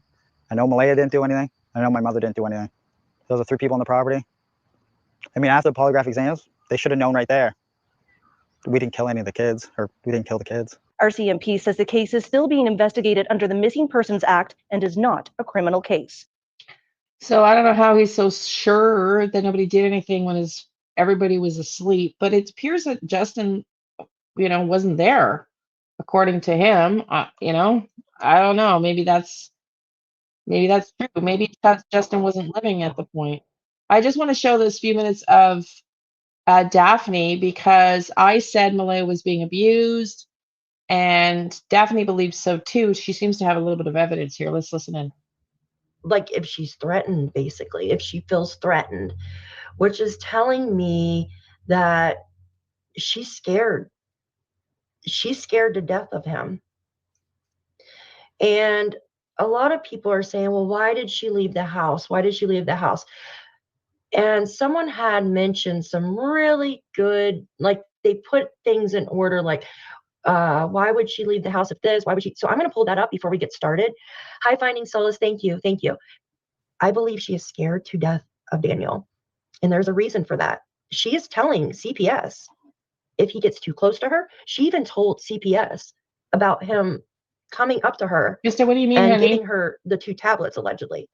He says this and on the video. I'm about to show you in just a moment. But first, I want to take you guys over to this one post. I got to go back and catch up with what you guys are saying in the chat. Oh, yeah. I keep forgetting to ask you guys, there's a boost feature on YouTube now. If you see the ability to boost a video, if you could do that for me, it'd be really great. Crooked Cop connections in their rug ring. Could be for sure. Whispering Wind seems like a pen. I don't know what we're, am I missing the topic? It's a statement. Krista, what do you mean, honey? It's a statement against his brother.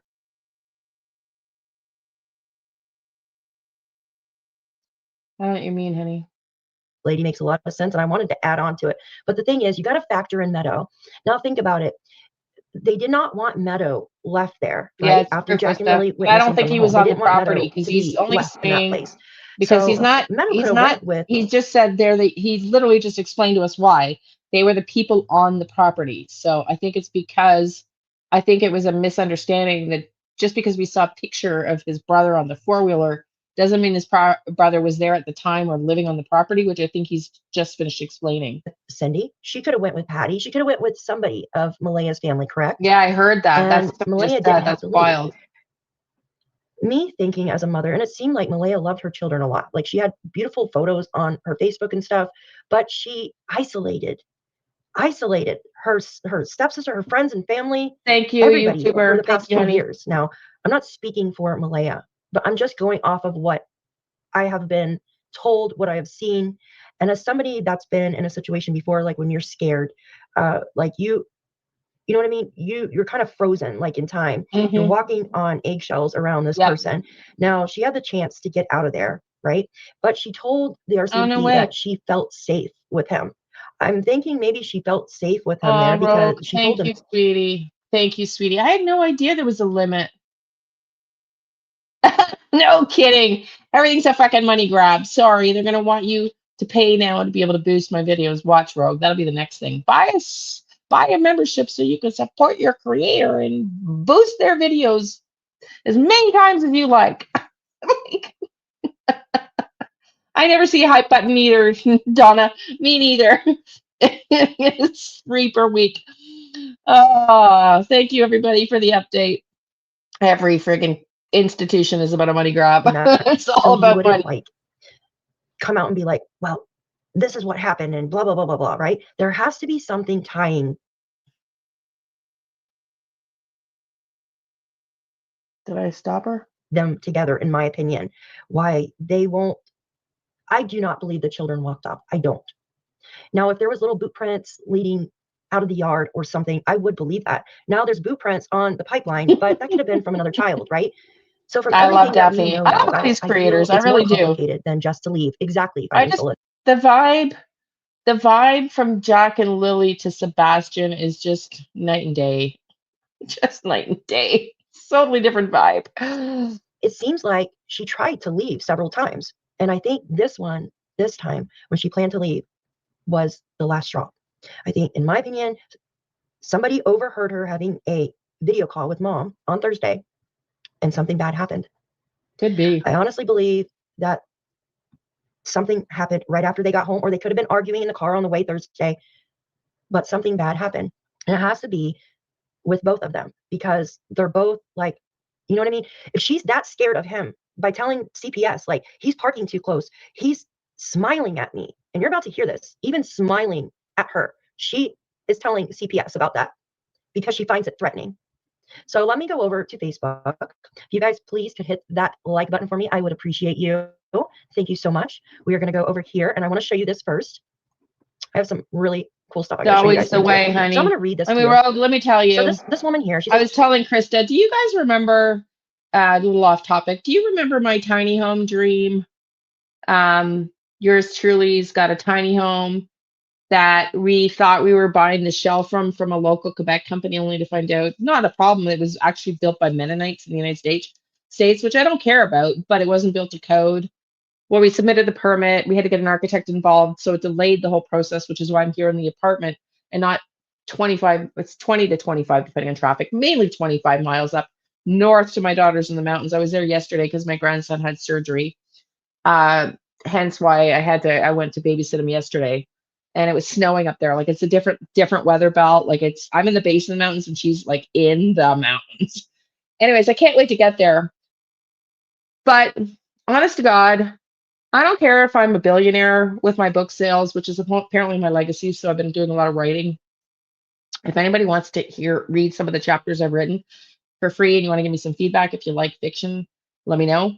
But I was telling my daughter, like, it's so disgusting to me, the Bezos of the world, all of the Oprahs and the billionaires that don't do anything and give anything back to society. And I really admire Warren Buffett for that. I know it's off topic, but myself included, I could be a billionaire with my books and I would be still happy in my tiny little home. I might upgrade from my tiny home to a medium home, but I'd just be pouring into homelessness and kids and missing kids. And I can't even tell you, like, I don't understand how many. Does she? Thanks. It's fine. He was fine, but I know, but it just, yeah, maybe that was a wrong example. But anyway, enough said on that. Just hypothetically, Listen to this for a couple more number minutes. one, if and then- Malaya had harmed the children and she knew that Daniel was aware of this at the time, would she leave or would she stay? Now, I believe if Malaya was the only person to have harmed the children, don't you think that Janie would have been she would just be going off, right? Blah, blah, blah, Malaya this, Malaya that. You can tell that she did not care for Malaya by her voice messages. Exactly. You can totally tell that she did not care for And Malaya. this is the thing. I know a lot of people are very suspicious that Malaya has been silent. I just think she's afraid and she's cooperating with the police. That's what I get. But let's watch this. We don't need to hear that too much. I just wanted you to know that, that Daphne also believes, and she's been following this case pretty closely. She also believes that that Malaya was afraid. Come on.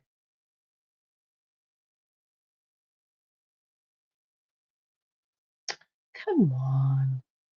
It's getting hot in here. Whoa. I think because it's hot, like I'm an upstairs apartment and it's cold outside. My neighbor downstairs has put the heat on. So I'm going to open the window in a second. Why does it keep giving me the same freaking video? I keep, like Spirit wants me to play this video. I keep clicking on a different link, I swear to God. And it keeps giving me the same freaking video. Come on! For the love of freaking God! We're not watching that today. Oh my God! Oh my God! Okay, here we go.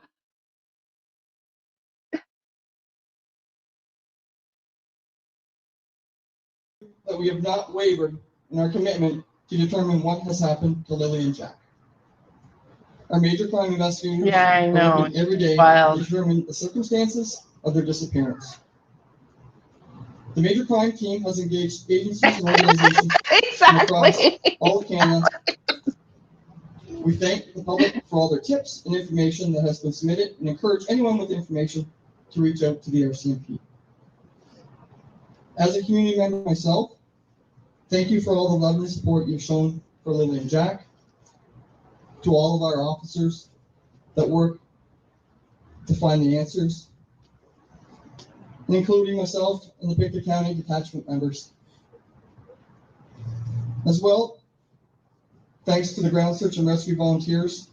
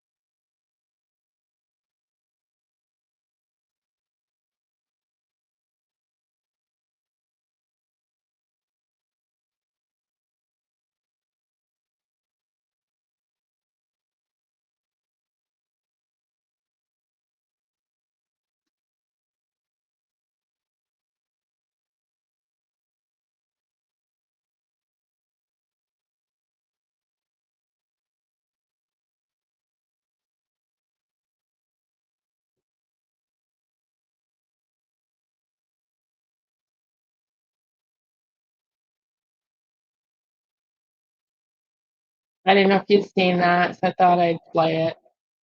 Here we go, Mr. Kent Corbett.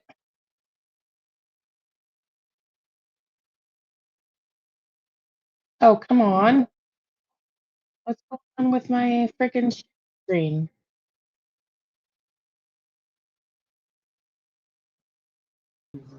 As hard as we can until we bring Jack and Lilly home and find out what happened. At this time, to conclude the event, we're going to play the Where Are They song that was written by Russell McDonald. If you need a hug, turn to your neighbor, give them a hug, shake their hand, and let's all stay together. So do we. This Did you case guys has hear it truly all? affected many, as is demonstrated here this evening. Liane's not staying on focus here today. I'm just going to speed it up.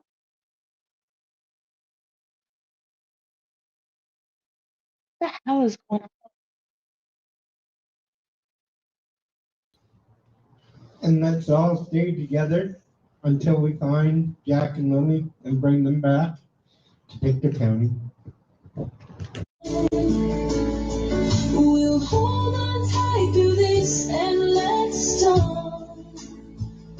In our hearts forever you'll stay. With every prayer we say, you'll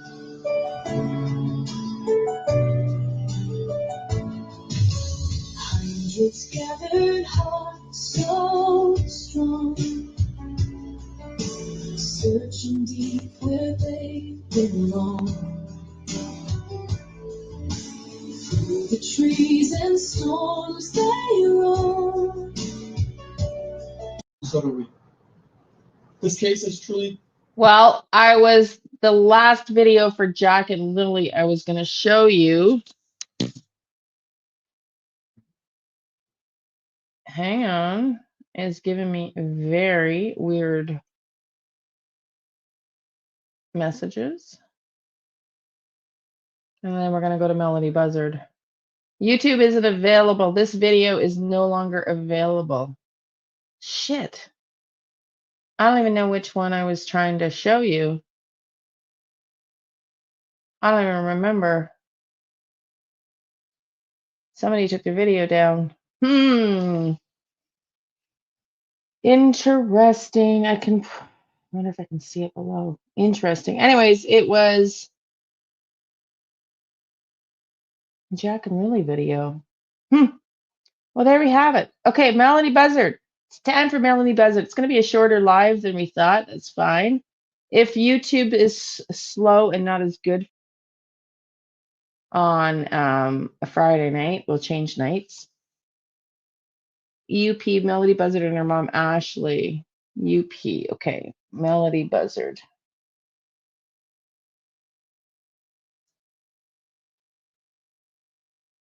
Melanie Bus. Okay. Let's see. I got People Magazine.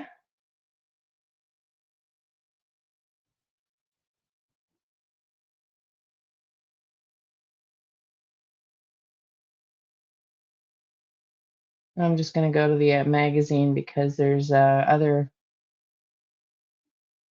I can't find that one for some reason. But according to People Magazine, Melodee Buzzard's mother arrested on unrelated charges after authorities released video of the pair. So this is for them both wearing a wig. You know, it just didn't seem to me like this was little Melodee in the video, but they didn't at first come out and show the picture of her with her mother. And their mother hasn't been talking.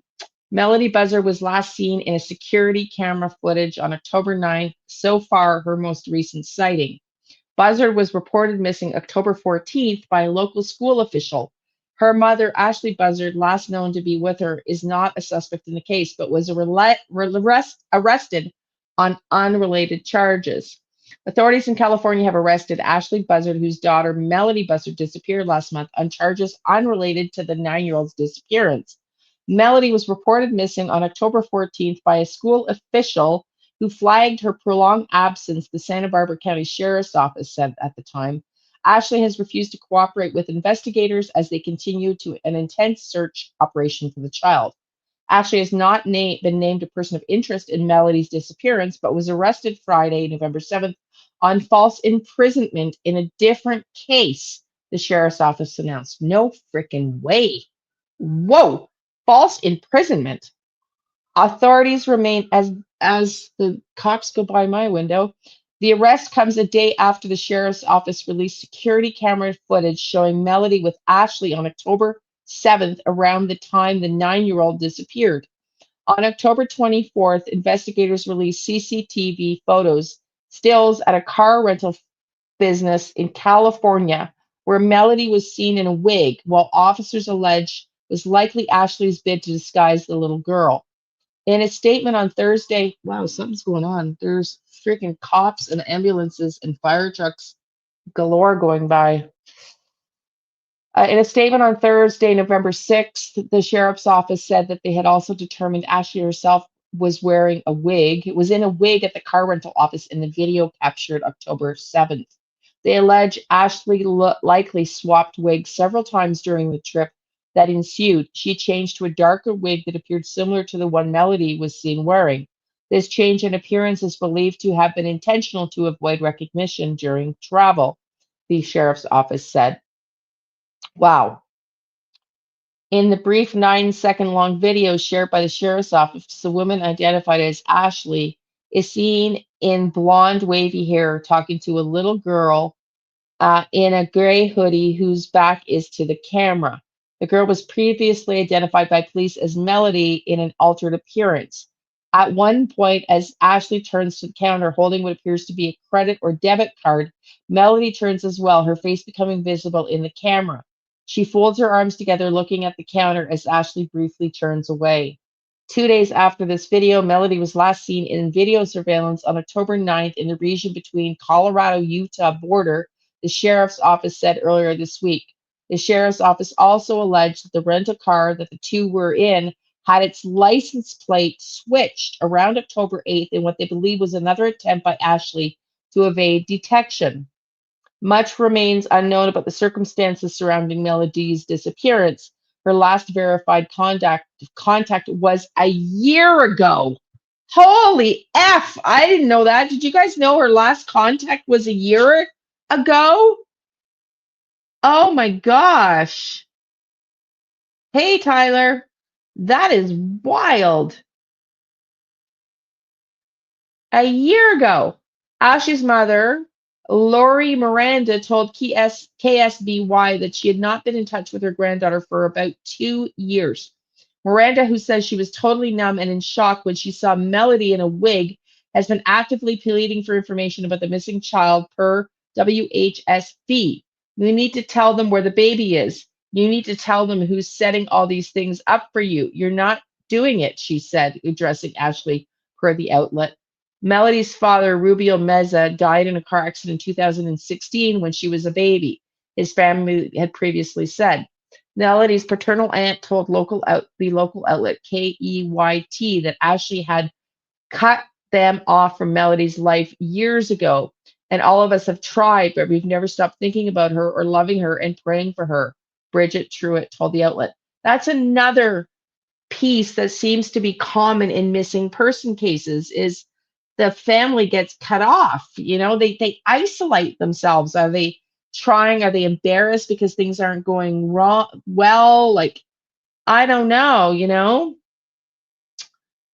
Where did you get the bond information? Let me keep looking. Ashley Buzzard. Ashley.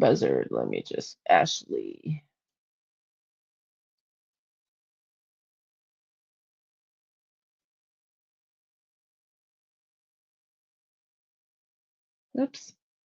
Come on, Liane.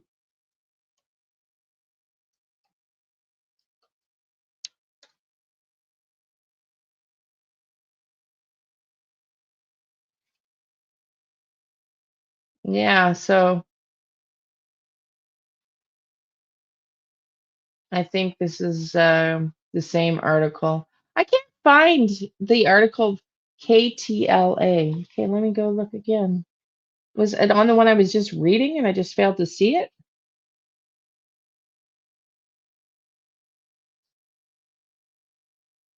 So it's an unrelated case of confinement, but they're not telling us. An hour ago. Oh, there it is. Okay.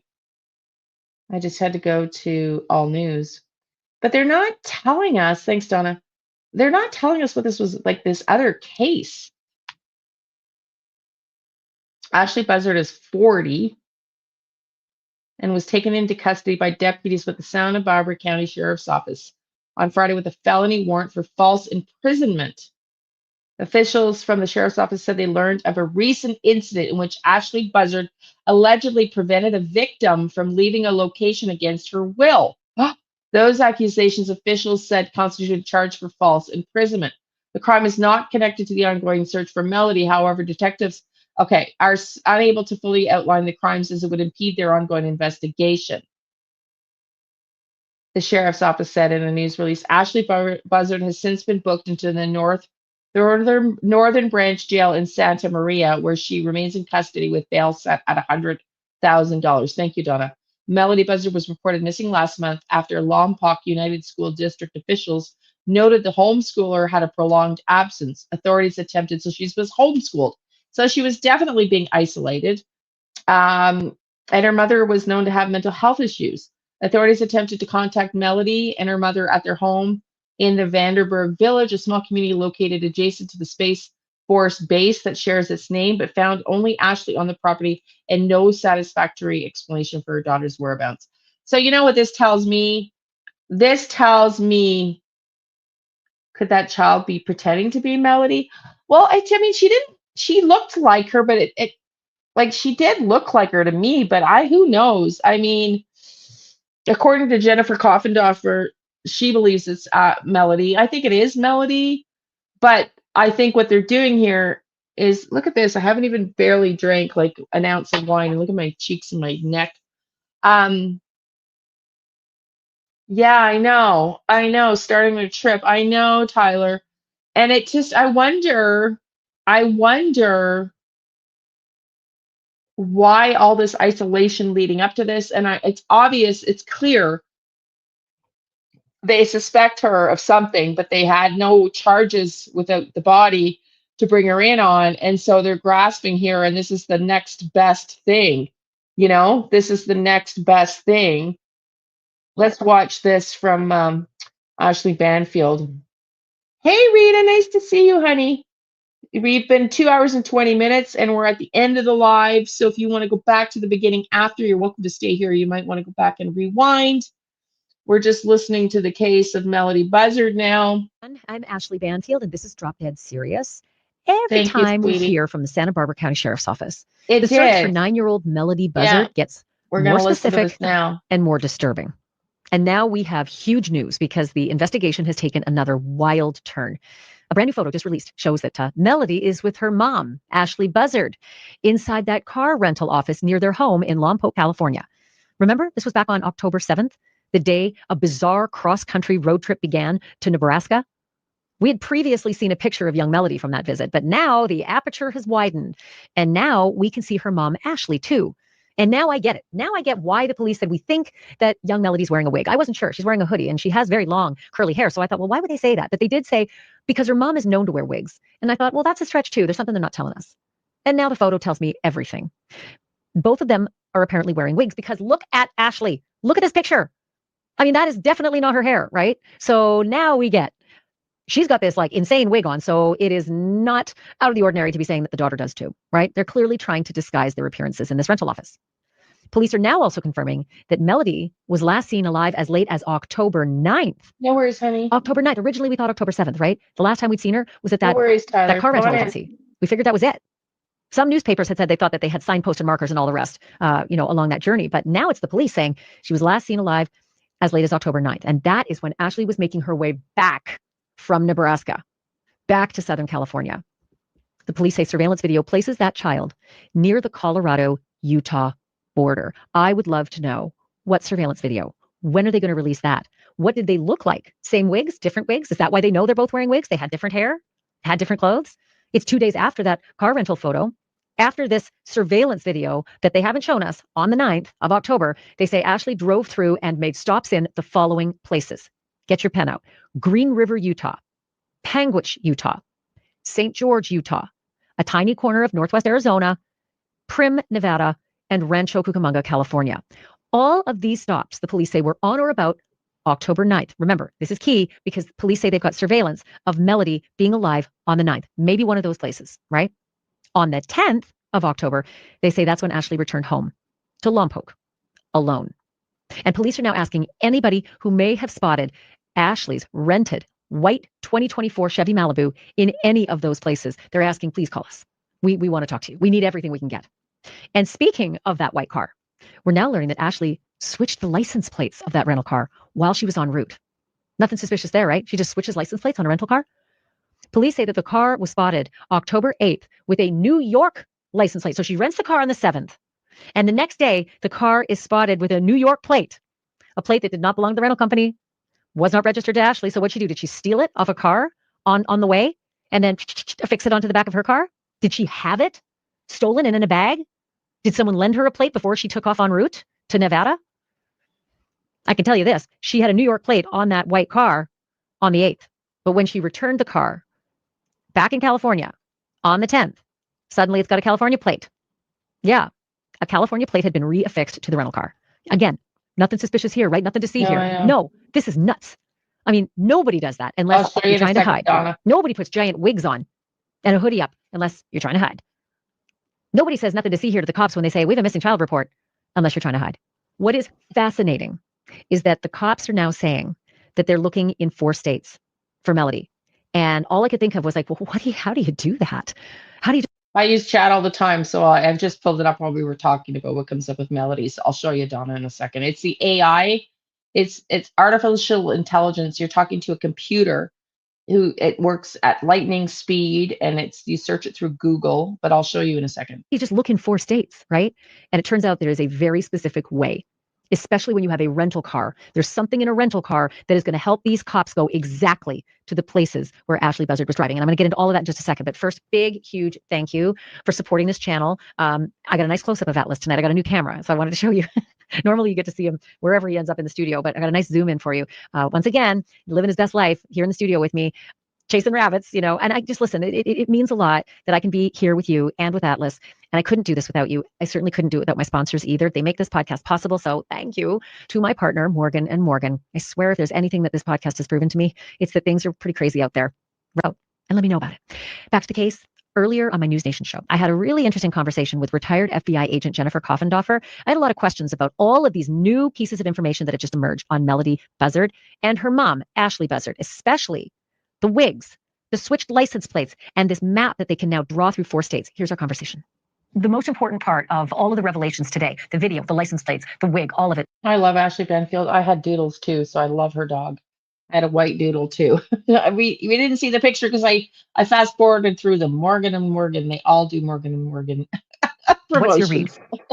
The most important thing is we have a whole new date where now we know she was alive, and that was on the 9th. That is huge information. But I think on top of that, Ashley, look at the fact that they said she was on camera on the Utah border, but yet they have all those other destinations and cities that were far west of there, yet no camera footage of her. That is so concerning. It makes me think she didn't make it far past that point that she's last seen.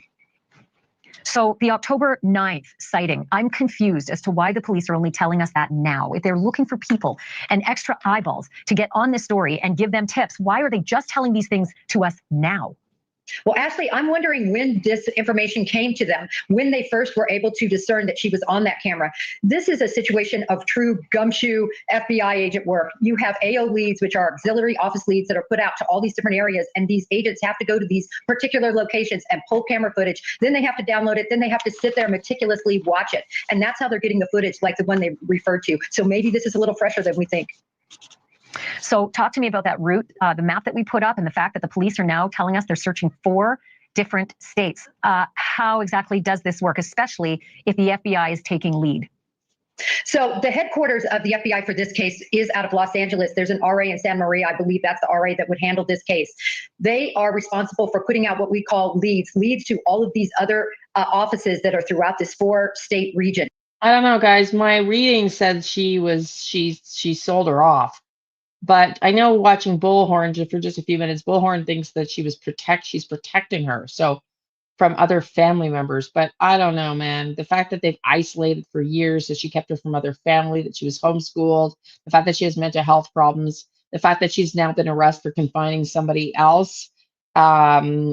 I think it's not good. I don't think it's good. From there, a lead lands on your desk, and this is going to be a priority lead as opposed to routine, and you're going to go out and cover that lead. In other words, look at that location where they know that they have been. So when you say look in the location, those states are all big. Do they just sort of hit everything along the highway, or how do they actually tackle this? Well, first of all, I think there's very pointed information that's from that GPS in that Malibu, possibly also if she had a cell phone, and certainly from her credit card. We know she had a credit card to rent that. So I think they're also working on that credit card information to track. And so those agents are going to be pointedly go to those locations along that route to try to pull information such as the video surveillance from those locations. So does that mean they put boots on the ground at every single stop that, say, a credit card is seen to have activated? Like every gas station, they'll go to each gas station and say, what did you see? Did you see the little girl? I mean, is it literally that much gumshoe detective boots on the ground work? Absolutely. You're going to go to those locations, and I'm sure they're going to do this the right way. You're also going to want to go at the exact time that they are believed to have used that credit card. And this is why. There's people that hang around those gas stations at different times. You've seen them. I've seen them. People are routine. So you're going to want to interview all those witnesses, the clerks that were working at that particular time, and pull that footage. So Jennifer, like you and I have been talking about this case for weeks, and there's just what I feel like is a mountain of evidence of bad acting, right? Bad actor behavior, switching license plates, wearing wigs, evidence is taken from the home, renting cars. You know, this is all the sort of stuff that innocent people don't typically do. Why is this woman, Ashley Buzzard, Melodee's mother? Yeah, just so if you don't know, the FBI was already at the house and was removed part of a wall, some carpet fragments along with other things. We'll come back and read. We're not going to be much longer, but you can rewind it if you want. Yeah, so they did already remove things from the home evidence. So really interesting. So we're going to follow this case. But other than another tarot reading, I think really and truly it's just a matter of time before they get her to confess to something. They're not arrested yet. Well, the biggest problem is anytime you want to arrest somebody, you have to have the criminal violation in hand that you can charge. So if you look at this case, the number one thing they could do is put her before a dependency court. All they have to do is have a judge issue a summons to her. They need to pull her into court and have her explain what is going on with her daughter. At the point she does not explain, she can be held in contempt and jailed until she explains. So the dependency court, this is the thing that's been really bugging me. I feel like we got 2 weeks ago, CPS going to the door, handing her a document that neighbors said was produce this child in 72 hours. Well, 72 hours came and went. And then we learned it wasn't a police request. This was a CPS request, but we never heard that police made that same request. Why would they not have made the same request? Why aren't they making it today? Well, you know, I'm looking at this thinking that there is good reason for when she is out. Remember, she is the only person that really knows what happened to Melodee. And so she's a key witness. For instance, that storage locker. Do they know about the storage locker from the credit card information? Or was she frequently going to that storage locker? I am sure they have her under surveillance, and she's providing information unwittingly about just through her actions now. Again, surveillance is one thing. Arresting someone and then scaring the bejesus out of them with, you know, potential murder charges until she coughs up information, that's another thing. Is that just not a good strategy? I don't think it's that it's not a good strategy. I think that they're toiling with what are they going to arrest her for. Any parent can take a child and have them go and visit an individual that they deem appropriate to visit. That's not a crime. Certainly everything she's doing and everything we know leads us to think this is a crime that she has possibly committed. But Ashley, the truancy law changed October 1st in California. So to me, the truancy would have been the number one thing they could have charged her with, but now that's not a criminal violation as of literally October 1st. Yeah. God. Should be. Makes me livid. All right, last question. Are they watching of the for laws a major mistake being made on the part of Ashley Buzzard? And if so, what's There's that mistake more they're looking for? cops going by. Well, Ashley, do you remember fire trucks? Oh no, they're going back the other way. Hopefully not taking somebody when to we the talked hospital. about a week and a half ago, the cars that she tried to rent? I think that could have been a key clue. If she would have been able to rent those cars, was she going back to the location that she left Melodee? That's the kind of mistake they're looking for, and that's what they're hoping, that somehow that she will make a huge mistake like that and lead them to Melodee. Not hoping that she's listening to this, but how on earth do you keep eyes on someone like this so that she doesn't? Well, they don't have to keep eyes on her now, but she was seen, and I was going to cover it, but we've been going 2.5 hours. She was seen just the other day taking moving boxes, like she was apparently going to make a move out of town herself, in and out of her own home. And so I'm guessing that's why police jumped on an arrest with something unrelated to see if they can get something out of her. So Donna, let me show you Chat GTP. I was referencing it in my email that I sent you girls this morning, and you can see like Liane has lots and lots. You could go way back down. A male visiting, yeah. So you just have to go into, let me show you. You just have to go into, I'll show you here. Sorry, I'm just going to pull up Google.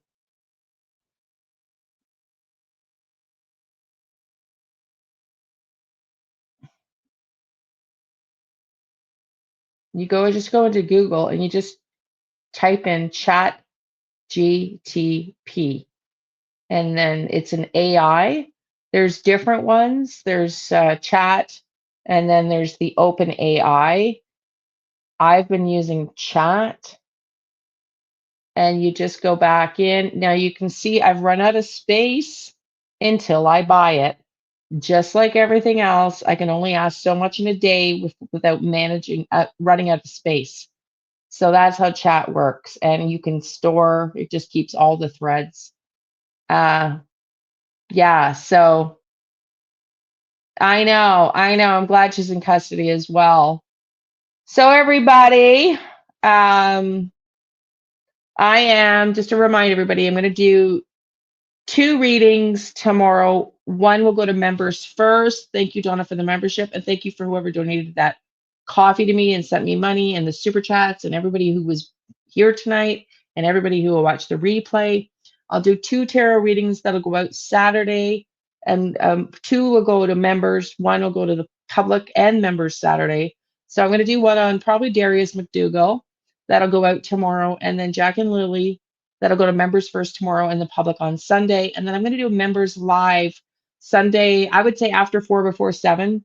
I'm not sure what time yet because I'm going to be at my daughter's. My son-in-law is going hunting. This is hunting season, and he's going to be away the next 3 weekends. So I'll be with my daughter, with the boys, and clearing up stuff and just helping her out and cooking and doing through sort of state stuff for my dad that we have to take care of, and, hanging out. So yeah, so look for those. I will try members live. If nobody shows up, I won't keep going. You're welcome, everybody. I'll just, I'll jump on, look for the notification. And if I jump in there and I'm alone, then we'll try it again. But for now, there's some Learn Tarot videos. There's only a few because the volume, thank you to Krista. Whoops. The volume, thanks to Krista. Krista noticed the volume wasn't working. Or the sound went out, so I got to redo some of them. And you're welcome, Donna, honey. And but yeah, we'll do that. I don't know what the topic will be yet, but we'll figure it out. And so thank you everybody for being here, and have a wonderful weekend. I will be back live Tuesday next week, and I might play around with the days for sure. Tuesday, Thursday. I might do Tuesday, Wednesday, Thursday.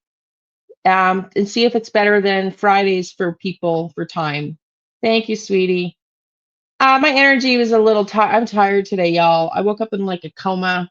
Like I'm still tired. I've taken vitamins. I'm just tired today. But my guides have been with me all day, like in my head. So I don't know what is going on, why they've been here with me all day. But I'm just yeah. So see y'all soon. We're going to play the Jack and Lily song one more time, if I can find it quickly. I probably won't be able to, so let me just pass on that because it's buried in my emails and I've already closed it down. Thank you for being here. Have a wonderful weekend, and we will see you next week. Make sure your notifications are on because, again, I might go live Monday. I know I said Tuesdays and Fridays, but Friday doesn't seem to be as popular as Wednesday was. So for sure Tuesday and Thursday, and maybe another day next week. Okay, everybody? Yeah, subscribe and turn on the bells and the notifications so that you get notice in email. I don't get your email address, by the way. YouTube does. So you know that I'm going on. Okay, everybody? Have a wonderful weekend. Stay safe. And yeah, hug your loved ones. Hug your loved ones. Love and light, everybody. See you soon.